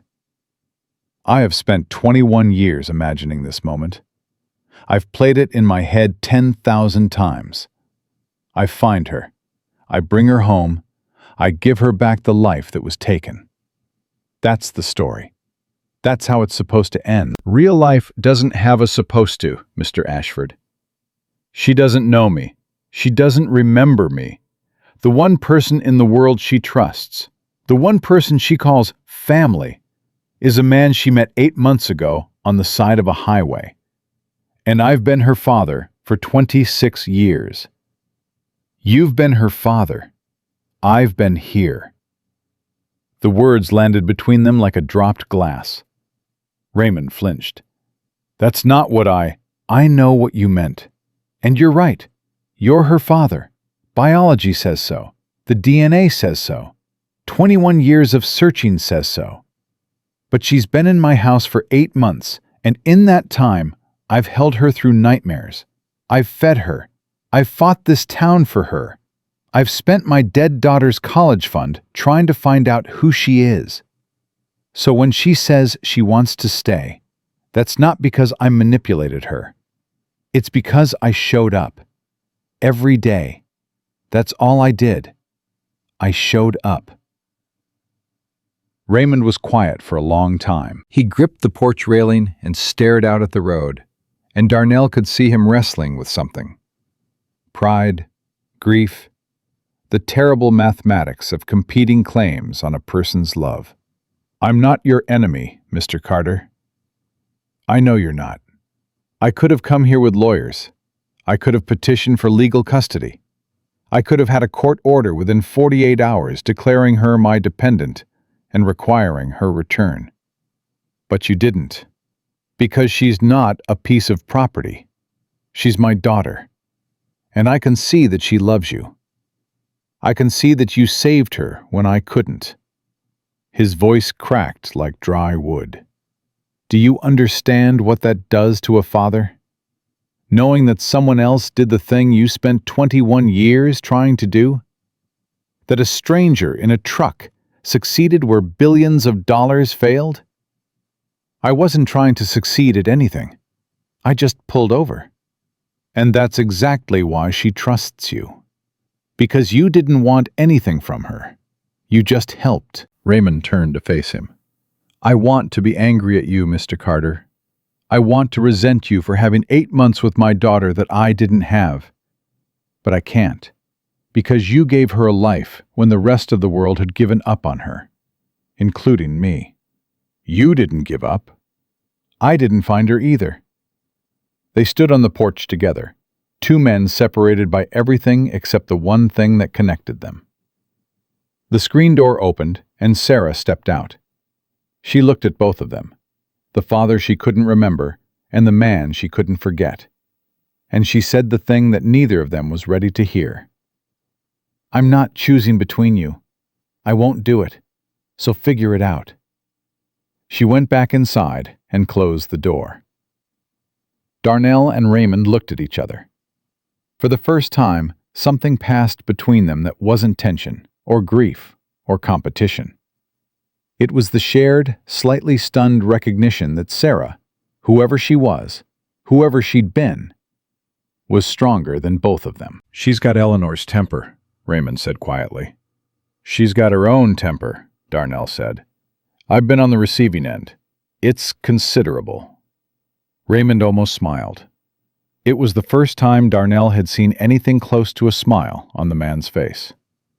"So," Raymond said, "how do we figure this out?" "I don't know. I've never shared a daughter with a billionaire before. And I've never shared one with a truck driver." They looked at each other again, and something shifted. Not friendship, not yet, but the beginning of a recognition that they were standing on the same side of something, even if they'd arrived from different directions. Frank Guidry called the next morning with news that changed the conversation entirely. "The FBI is involved," Frank said. "I contacted a cold case agent named Tara Bowen. She's been assigned to the Ashford kidnapping since 2015. When I told her about Sarah, she was on a plane to Raleigh before I hung up the phone." Detective Tara Bowen arrived in Ridgemont that afternoon. She was in her 40s, sharp-eyed, no nonsense, the kind of federal agent who wore her authority like a second skin. She asked to speak with Sarah alone. Darnell refused. "She doesn't go through this without someone she trusts in the room." "Mr. Carter, this is a federal investigation. And she's a person, not a case file. I'll sit in the corner, I won't say a word, but I'm not leaving her alone in a room with a stranger asking about the worst thing that ever happened to her." Bowen looked at Raymond, who nodded. "He stays." They sat at the kitchen table. Sarah, Bowen, Darnell in the corner. Raymond outside on the porch, because Sarah said having both fathers in the room would make her feel like she was being watched from two directions, and she needed to breathe. "I want to be clear about what I'm asking," Bowen said. "I'm not asking you to remember. I'm asking you to tell me what you experience, the fragments, the feelings, the nightmares. Anything your mind gives you, even if it doesn't make sense." "I dream about a room," Sarah said. "Small, no windows. Someone is there. A voice, a woman's voice. She tells me I don't have a name. She tells me no one is coming for me." "Can you describe the voice?" "Older, tired. Not cruel exactly, more like reciting something, like she'd said it so many times it didn't mean anything to her anymore." "A woman held you?" "I think so. I don't remember a man after whoever took me. Just this woman, and the room, and the feeling that the world outside didn't exist." "Do you remember anything about the room? Sounds outside? Temperature? Smells?" Sarah closed her eyes. Darnell watched her hands grip the edge of the table. "Wood. The walls were wood, and I could hear birds sometimes. And there was a smell, like soil, like a garden, like growing things." She opened her eyes. "That's why I garden. I think wherever I was, there was a garden, and it was the only good thing." Bowen wrote everything down. She asked more questions, about languages, about skills, about the head wound Sarah had when Darnell found her. Sarah answered what she could, which wasn't much. The 20 years between the kidnapping and Highway 12 remained a void with scattered fragments floating in it, like debris after a storm. After Bowen left, Sarah sat at the table with her head in her hands. Darnell moved from the corner to the chair beside her. "You did good." "I didn't give her anything useful." "You gave her everything you have. That's enough." "It's not enough. It's never enough. I can feel it in there, Darnell. The whole story. It's inside me. But every time I reach for it, it moves, like trying to catch smoke." "Maybe it's not ready to be caught. Maybe it'll come when it comes," And if it never comes? Then you're Sarah Carter. That's not a bad thing to be. She looked at him. Carter, you still want me to have your name? You've had it for 8 months. Seems like it fits. She put her head on his shoulder. He put his arm around her. And for a moment, the kitchen was quiet in the way it used to be quiet when Denise was alive and Maya was asleep, and the world was small enough to hold in 2 arms. Raymond had dinner with them that night. It was awkward at first. A billionaire eating pot roast at a table built for 2, using mismatched forks, drinking sweet tea from mason jars. But Sarah put food in front of him, and he ate, and slowly the awkwardness softened into something almost comfortable. "This is extraordinary," Raymond said, meaning the pot roast. "She learned from a ghost," Darnell said. "Muscle memory. She can cook anything, but she can't tell you who taught her." "Eleanor couldn't cook at all," Raymond shook his head. "She once set the kitchen on fire making toast. We had a chef. Your mother couldn't boil water." "Then maybe the woman who kept me taught me," Sarah said. The table went silent. "I'm sorry," Sarah said. "I shouldn't have—" "No." Raymond set down his fork. "You should. This woman, whoever she was part of your life for 20 years. We can't pretend she didn't exist." "I don't think she was evil," Sarah said carefully. "I know that sounds wrong. She took me from you. She kept me. She told me I was nobody. But she also taught me to cook and to garden and to draw.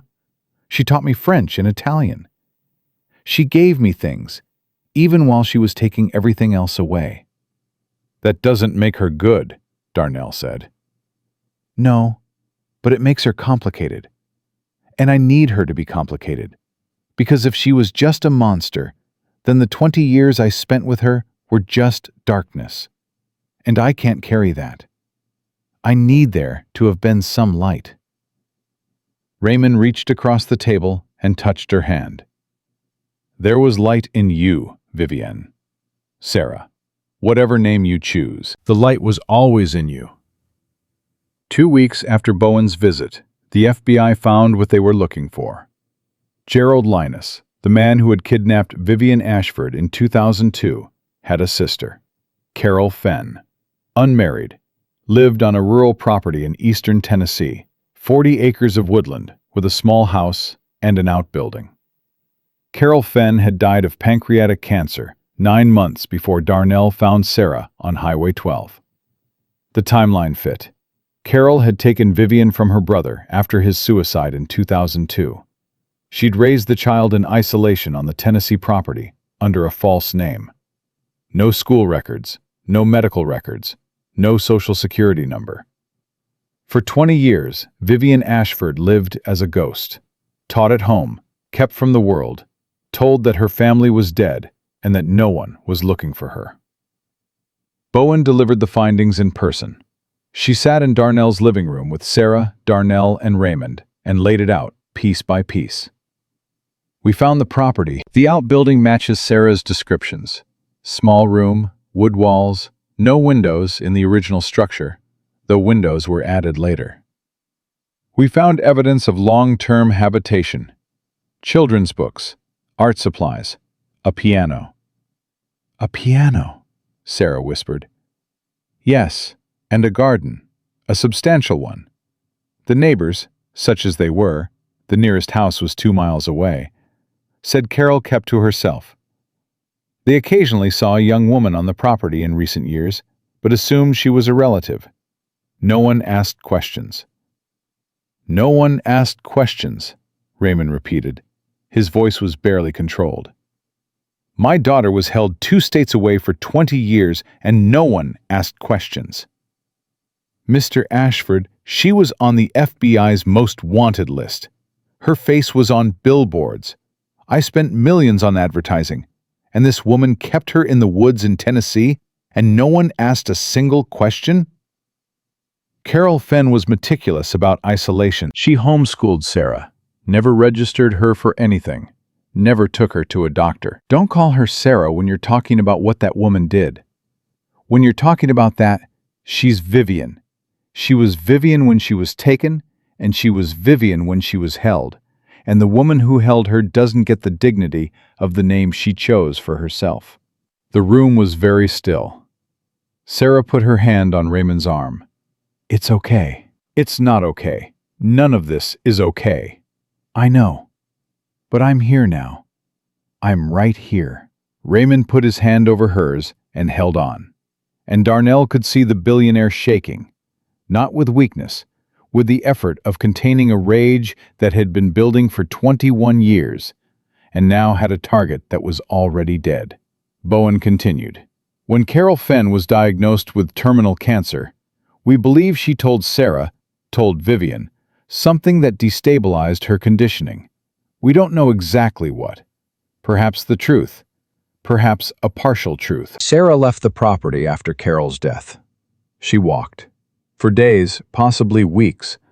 She had no money, no identification, no knowledge of the outside world beyond what Carol had provided. At some point, she sustained the head injury, possibly a fall, and the resulting amnesia erased even the memories Carol Fenn had allowed her to keep. So I traded one kind of forgetting for another, Sarah said. Carol made me forget who I was.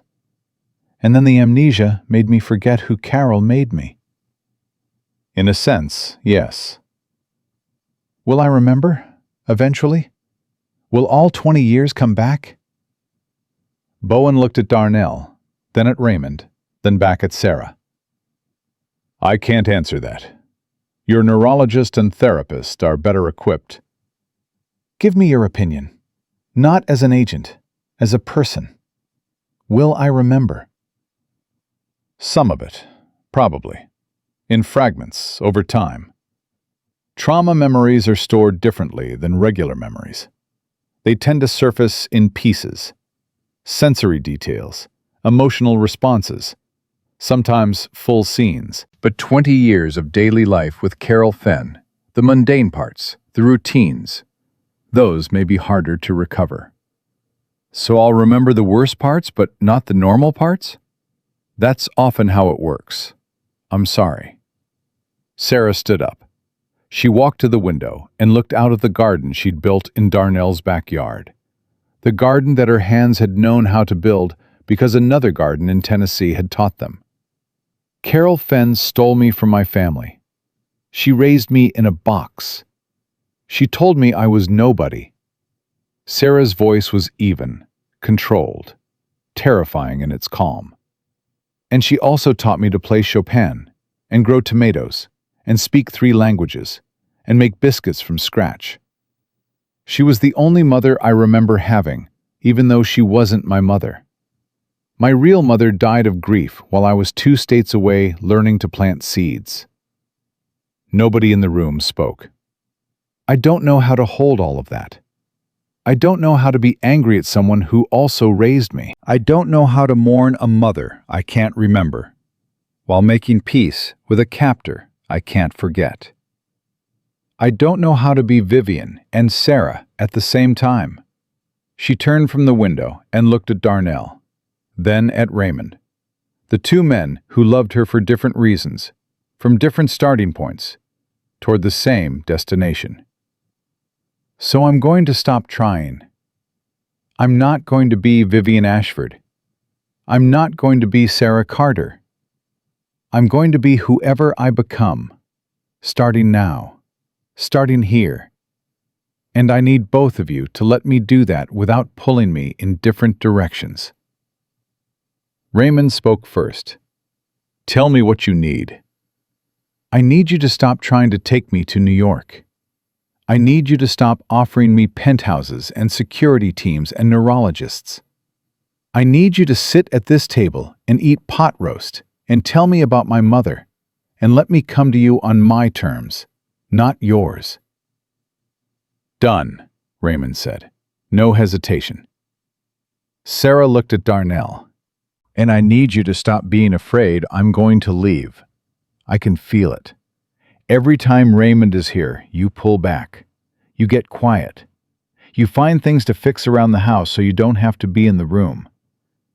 I need you to stop doing that. You're my family. He's my family. Having more family doesn't mean having less of you. Darnell felt something release in his chest, something he'd been clenching for weeks without knowing he was clenching it. "Okay," he said. "Okay?" "Okay, Sarah." She looked at Raymond. "And my name is Sarah. I know that hurts you. I know you named me Vivian, and it means something to you. But Vivian is the girl in the photographs. Sarah is the woman standing in front of you. Can you love Sarah?" Raymond's eyes filled. "I already do." "Then we start here, the three of us. No more pulling, no more competing. We figure this out like a family. A weird, broken, impossible family that makes no sense on paper. But it's what we have." Darnell looked at Raymond across the small kitchen table. The billionaire looked back, and something passed between them that hadn't been there before. Not friendship, not yet, but the foundation of it. The recognition that they were both holding the same person upright, and the only way to do it was together. "I don't know how to share a daughter with a truck driver," Raymond said. "I don't know how to share one with a billionaire," Darnell said. "I suppose we'll learn."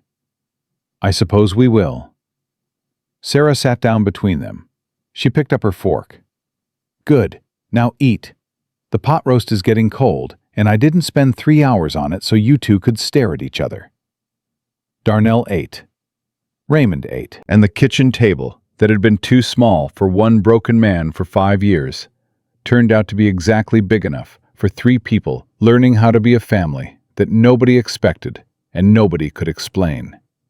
Held together not by blood or money or convenience, but by the stubborn, unreasonable insistence that love is a choice you make every day, even when it's hard, especially when it's hard, and that the people you choose are the people you keep. The compromise held, not because it was perfect, but because all 3 of them were too stubborn to let it break. Raymond bought a house, not a mansion, not an estate, a 3-bedroom colonial on Maple Drive, 12 minutes from Darnell's place, with a yard that needed work and a kitchen that hadn't been updated since the 90s. When his attorney in New York called to ask why the CEO of Ashford Global Systems was purchasing a $200,000 house in a town that didn't have a Starbucks, Raymond said, "Because my daughter lives here," and hung up. Sarah got an apartment, a small 1-bedroom above the flower shop on Main Street, the first space that was entirely hers. Not Maya's room, not Carol Fenn's outbuilding, not a billionaire's guest suite. She painted the walls herself. She hung her own drawings. She put Professor Buttons on the bed because she'd asked Darnell if she could keep him. And Darnell had said, "He was always yours," and meant it. She started therapy twice a week with a trauma specialist in Raleigh that Raymond's money paid for, and Darnell drove her to, because she said the hour in the truck with him before and after was more therapeutic than the session itself. "What do you talk about in there?" Darnell asked on the 3rd drive. "The room, the woman, the 20 years I can't reach." "Is it helping?" "It's like digging through concrete with a spoon. You make progress, but you can't see it." "You keep digging anyway." "I keep digging anyway." The memories came, not in a flood, in drops. A sound, a smell, a feeling that would surface without warning and disappear before she could hold it. She was at Mrs. Lorraine's house playing dominoes when she suddenly said, "Blue curtains." Mrs. Lorraine looked at her. Sarah was staring at nothing, her hand frozen over the table. "There were blue curtains. In the room. She put them up when I was older. She said I'd earned them." "Who said that, baby?" "Carol. The woman who kept me." Sarah blinked and came back to the present. "She gave me blue curtains as a reward, for being quiet, for not asking questions about the outside." She called her therapist that night, and they talked for an hour. Darnell sat on his porch and listened to the crickets, and tried not to think about a little girl earning curtains by learning to stop asking why she was locked in a room. Another memory came 2 weeks later. Sarah was in Raymond's new kitchen, teaching him to make cornbread, a scene so improbable that Darnell had to take a photograph. When she stopped stirring and gripped the counter, she played records. Carol played records in the evening, classical music. She'd put the record on and sit in a chair and close her eyes, and I'd sit on the floor and draw. That's when I was allowed to draw, only when the music was playing. "What records?" Raymond asked carefully. "Chopin, Debussy, Bach, always the same ones." She never spoke during the music. It was the only time the house was peaceful. Raymond looked at Darnell across the kitchen. Darnell saw the same thing in the billionaire's eyes that he felt in his own chest. A fury so deep it had no bottom, directed at a dead woman who could never answer for what she'd done. Tangled up with the impossible reality that the same woman had also given Sarah music and art and language. That the cage had also been a classroom. That the jailer had also been a teacher. "She wasn't a monster," Sarah said, reading their faces. "I know you want her to be. I know it would be easier. But she wasn't. She was a broken, lonely woman who stole a child because she couldn't have one, and then spent 20 years trying to raise that child in a world she built from nothing. She was wrong. What she did was evil. But she wasn't a monster. And I need to be allowed to feel that without you both looking at me like I'm defending her." "You're not defending her," Darnell said. "Then what am I doing?" "You're surviving. People survive complicated things in complicated ways. You don't owe anyone a simple story." Raymond said nothing. He wiped his eyes with the back of his hand and went back to stirring cornbread batter, and Darnell knew that the billionaire was learning something that money couldn't teach. That his daughter's pain was not something he could fix, buy, litigate, or negotiate away. He could only stand beside it. 6 months after Raymond moved to Ridgemont, Sarah took a job. Not at Ashford Global, not yet. She started at a small design studio in town, doing logos and branding for local businesses. She was good. Better than good. The owner, a woman named Jackie, told Darnell at the hardware store one afternoon that Sarah had more natural talent than anyone she'd ever worked with. "She sees things other people don't," Jackie said. "Patterns, connections, the way colors talk to each other. Wherever she learned it deep." "She learned it in a room with no windows," Darnell said. "Drawing was the only thing she was allowed to do." Jackie was quiet for a moment. "Well, she's doing it in the light now. That counts for something." It counted for a lot. The town came around. Slowly, the way small towns do. Not with apologies, but with casseroles and invitations, and the quiet dropping of previous objections. Bill Overstreet nodded at Darnell in the hardware store instead of looking away. Deacon Harris invited Sarah to sing in the church choir after hearing her humming Frere Jacques in the parking lot and realizing she had a voice that could make the rafters weep. Dorothy Mitchell brought over a quilt she'd made, hand-stitched, with Sarah's name embroidered in the corner, and said, "For your new apartment, every home needs a quilt."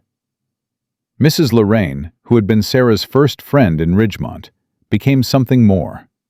A grandmother figure, a confidant, the woman Sarah called when the nightmares came and she didn't want to wake Darnell. "I remembered something new," Sarah told Mrs. Lorraine one evening on the phone. Carol had a garden, bigger than Darnell's. She grew everything: tomatoes, squash, beans, herbs, and she let me help. That was the one place where I felt, not free, but less trapped. Like the plants didn't know I was a prisoner.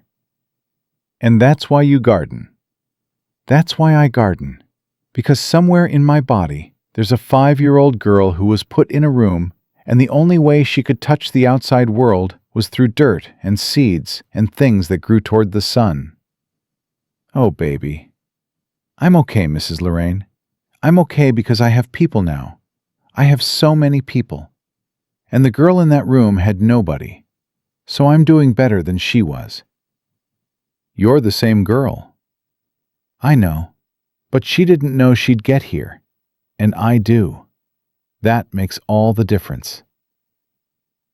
A year after Raymond moved to Ridgemont, the relationship between the two fathers found its footing. It happened not through grand gestures or emotional breakthroughs, but through the accumulation of small, ordinary moments that built a bridge, one plank at a time. Raymond came to Darnell's house on a Saturday to pick up Sarah for lunch. Sarah wasn't ready. She was never ready on time.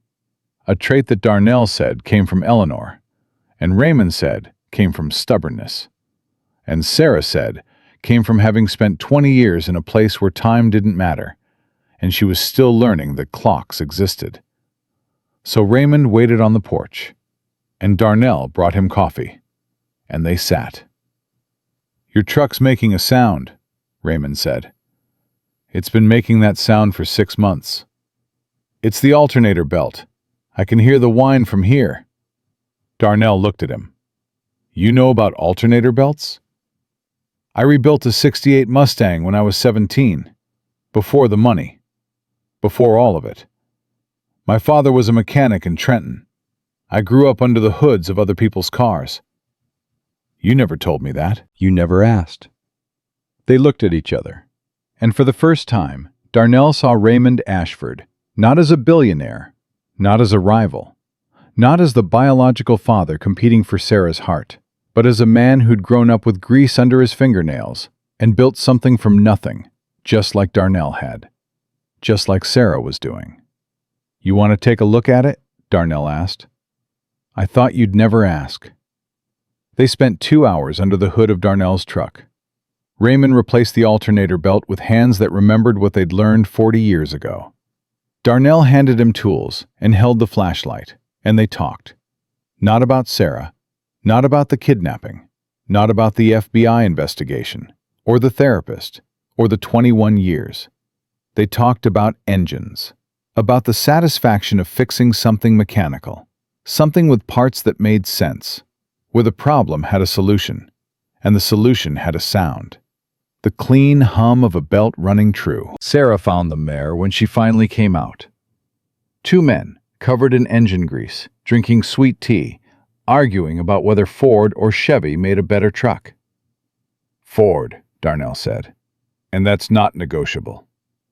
"Chevy," Raymond said, "and your loyalty to Ford explains a lot about your decision-making." Says the man who just spent 30 minutes looking for a socket wrench that was in his back pocket. Sarah leaned against the porch railing and watched them. She didn't say anything. She didn't need to. The sight of these 2 men, her 2 fathers, her 2 families, her past and her present, standing shoulder to shoulder over an open engine, covered in grease and disagreeing about trucks, was the most beautiful thing she'd ever seen.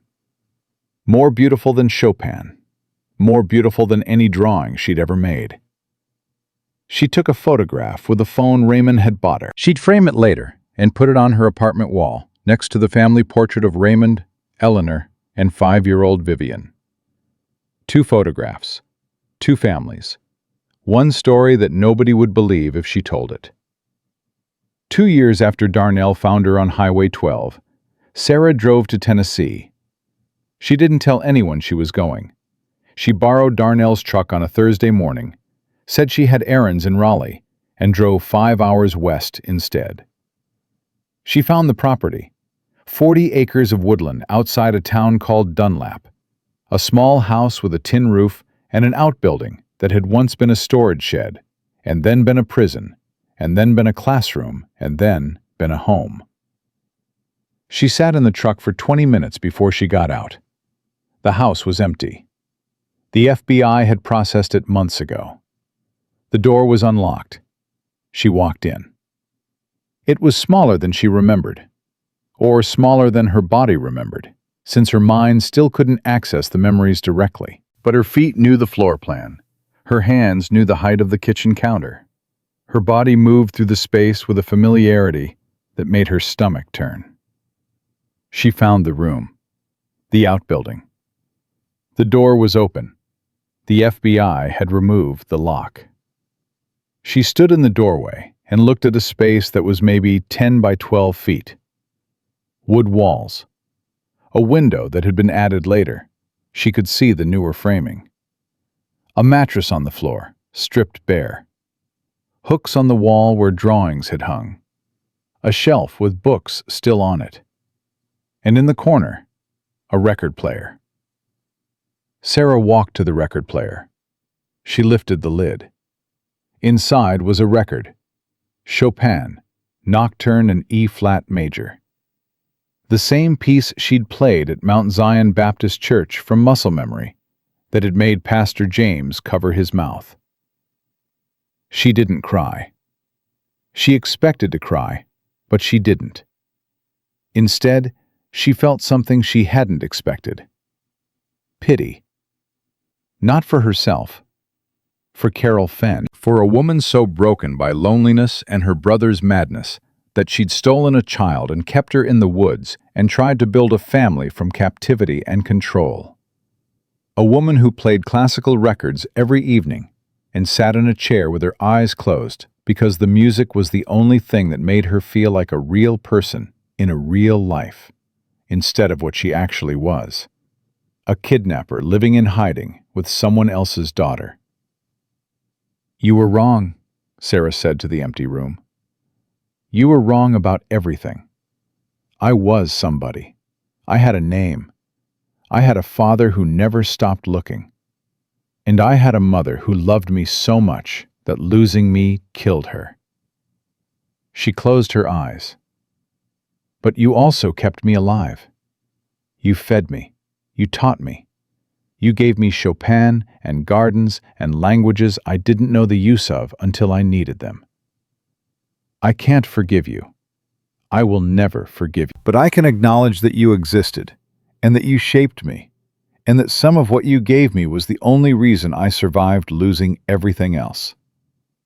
She took the record from the player. She walked out of the room and closed the door. She got in the truck and drove 5 hours back to Ridgemont without stopping. She didn't tell Darnell about the trip for 2 weeks. When she finally did, sitting on his porch on a Sunday evening, he listened without interrupting. When she finished, he was quiet for a long time. "Did it help?" he asked. "Yeah, it helped." "How?" "Because I went back, and I survived it. I stood in that room as an adult, with a life and a family and a name I chose for myself. And the room was just a room. It was small, and it was empty, and it couldn't hold me anymore. Nothing can hold me anymore." "Damn right nothing can." She leaned into him. He put his arm around her. The sun was going down over Ridgemont, and the crickets were starting up. And somewhere inside the house, Professor Buttons sat on a shelf in the living room where Sarah had moved him. Out of Maya's room, out of the past, into the common space where everyone could see him. "Darnell?" "Yeah?" "I remembered something in that room, when I was standing there. A real memory, not a fragment, a whole one." "What was it?" "The day you found me, on the highway. I remember walking. I remember not knowing where I was or who I was. And I remember your headlights. They came around a curve and I thought it was the end. I thought a truck was going to hit me and it would be over. But I stopped." "You stopped. And you got out. And you put your jacket around me. And you said, "I'm not going to hurt you." And it was the first time anyone had ever said that to me. The first time I can remember anyone promising me safety. 21 years, Darnell. And the first person to promise me safety was a stranger on a highway. You weren't a stranger for long. No, I wasn't, because you wouldn't let me be. Thanksgiving came the way it always does, too fast and with too many opinions about how to cook the turkey. Darnell's kitchen table sat 4, which was a problem because there were 7 people coming. Sarah solved it by pushing the kitchen table against the dining room wall and borrowing a folding table from Pastor James and covering both with tablecloths so you couldn't tell where one ended and the other began. Darnell cooked the turkey. Sarah made the sides: cornbread, greens, mac and cheese, sweet potatoes, 2 kinds of pie. Raymond brought wine that cost more than Darnell's monthly mortgage payment, and a store-bought pumpkin pie that he tried to pass off as homemade, until Mrs. Lorraine tasted it and said, "Raymond, this came from a box and we both know it." "I removed it from the box. That counts as making it." That counts as opening a box. Pastor James said grace. Frank Guidry sat at the end of the folding table with his knees pressed against the wall because there wasn't quite enough room. Mrs. Lorraine sat next to Raymond and spent the entire meal telling him about her soap operas until Raymond, a man who ran a multi-billion-dollar tech company, found himself genuinely invested in whether Alejandro would discover that his twin brother was alive. "He's alive?" Raymond said. "But they showed the funeral." "It was a staged funeral. Alejandro's mother arranged it to protect him from the cartel." "That's absurd." "That's television, sweetheart. Eat your greens." Sarah stood to say grace after Pastor James finished the official one. She looked around the table at every face. At Mrs. Lorraine, who'd checked on her every day for 2 years and never once made her feel like charity. At Pastor James, who'd opened his church to her and let her play Chopin on Sunday mornings and never asked her to explain herself. At Frank Guidry, who'd followed a thread from a truck driver's kitchen to a billionaire's missing daughter, and done it with the quiet competence of a man who believed that every person deserved to be found. At Raymond, who'd spent 21 years refusing to accept that his daughter was dead, and who now sat at a folding table in North Carolina, eating cornbread from his kidnapped child's recipe, and arguing about soap operas with a 71-year-old retired nurse. At Darnell, who'd stopped his truck in a rainstorm because that's what you do. "I lost 21 years, Sarah said. "I don't know if I'll ever get them back. But I'm standing in this kitchen, looking at every single person who matters to me in the world. And all of you fit around one table. That's not a tragedy. That's a miracle. I was lost, and I was found. Not once. Over and over. By every person in this room. By Darnell on the highway. By Mrs. Lorraine on the porch. By Pastor James at the piano. By Frank in his office. By Raymond on his knees in the garden." She stopped, breathed, let the tears come without fighting them. "I'm not Vivian Ashford. I'm not the girl in the photographs. I'm not the child who was taken, or the prisoner who was kept, or the ghost who walked out of the woods. I'm Sarah. Just Sarah. And I'm home." "Now can we eat before the mac and cheese gets cold?" Mrs. Lorraine said. They ate. They laughed. Raymond spilled wine on the tablecloth, and Darnell said, "That's a $10 tablecloth, so you owe me $10. And Raymond said, "I'll write you a check." And Darnell said, "I don't accept checks from men who can't tell the difference between Ford and Chevy." And Sarah laughed so hard she choked on her cornbread, and Pastor James had to pat her on the back. After dinner, after the dishes, after Mrs. Lorraine had gone home, and Pastor James had left, and Frank had driven back to his apartment above the dry cleaner, the 3 of them sat on Darnell's porch, Sarah in the middle, Darnell on her left, Raymond on her right. The night was cool and the stars were out, and Ridgemont was quiet, the way only a small town at night can be quiet.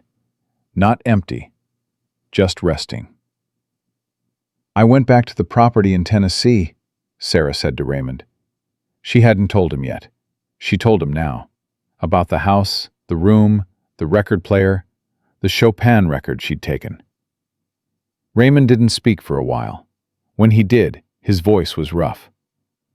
"Are you okay?" "I'm okay. I needed to close that door, literally and otherwise." "And did you?" "I did. It's just a room now. It can't hold me." "Nothing can hold you," Raymond said.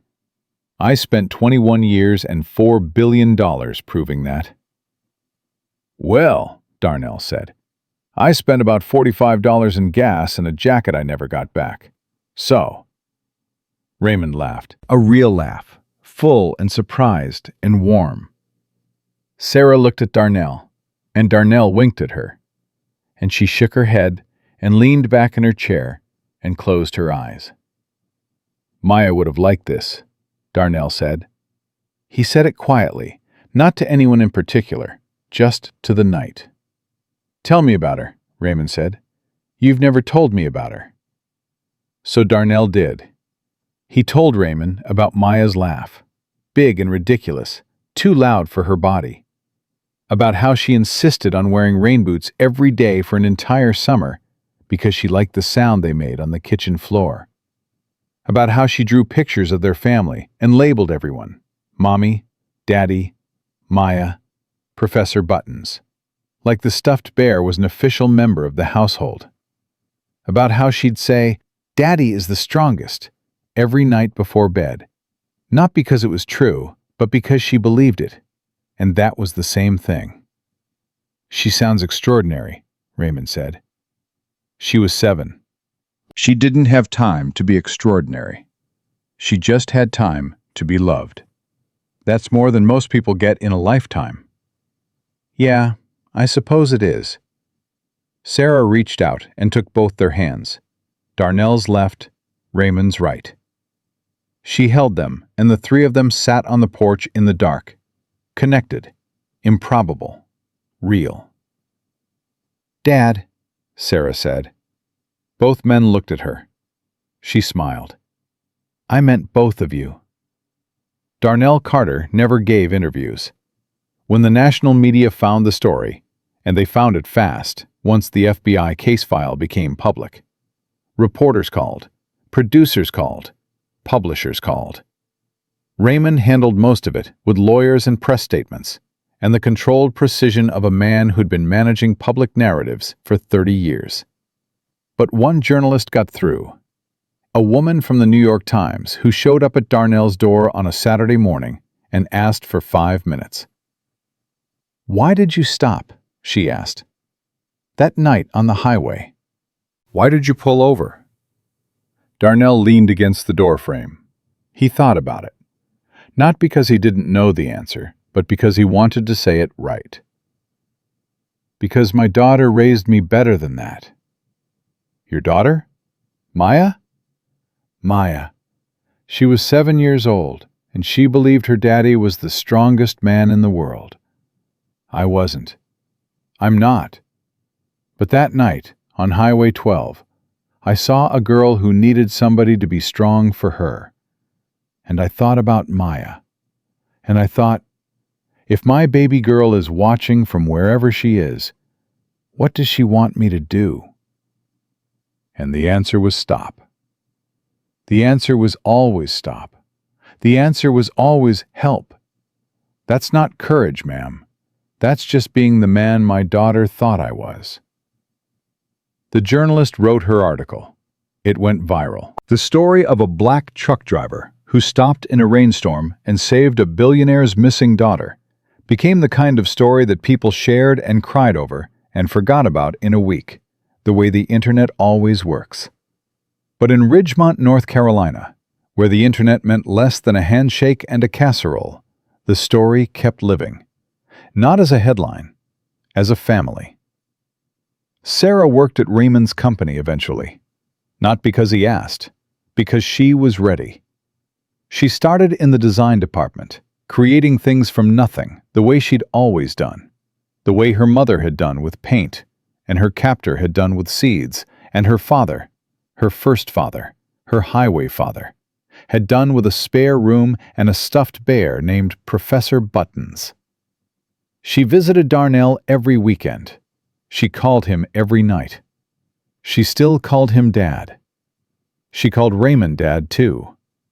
2 fathers, 1 daughter. A family that defied every category and fit no template and worked anyway, because all 3 of them had decided independently and together that love was not a limited resource, that you could pour it out without running dry, that the heart was not a house with a fixed number of rooms, but a highway that stretched as far as you were willing to drive. On the first anniversary of the day they met, Sarah gave Darnell a gift, a framed drawing, her best work, the most detailed, the most alive. It showed a truck on a highway in the rain, headlights cutting through the dark, and in the beams, a figure, a girl with no name, no memory, no past, and running toward her, a man with a jacket in his hands. On the back, she'd written, "You stopped. That's all it took. You stopped, and everything changed." Darnell hung it on the wall next to Maya's drawings, next to "Daddy is the strongest," next to the family photos that now included not just Denise and Maya, but Sarah and Raymond and Mrs. Lorraine and Pastor James and Frank Guidry and the whole impossible, imperfect, beautiful tribe that had assembled itself around a kitchen table that sat 4. The girl with no past had built a future. The father, who searched for 21 years, had found peace. And the truck driver, who lost everything, had discovered that his heart was bigger than his grief, that there was room in it for one more, and then one more after that, and then as many as showed up at the door, needing a place at the table. That is how families are built. Not through blood, not through wealth, not through circumstance or convenience or the tidy logic of who belongs where. Families are built the way Darnell Carter built his. One rainy night, one open door, one stubborn refusal to drive past someone who needed help. Sarah was proof that the lost can be found. Raymond was proof that hope outlasts everything, even 21 years of silence. And Darnell was proof of the simplest, hardest truth there is, that the world changes when one person decides to stop. He stopped his truck on Highway 12 on a September night in a rainstorm, and everything that came after, the girl, the father, the family, the healing, grew from that single act of ordinary, extraordinary, unremarkable, life-altering kindness. That is the whole story. A man pulled over. A girl was saved. A family was born. And it was enough. It was more than enough. It was everything.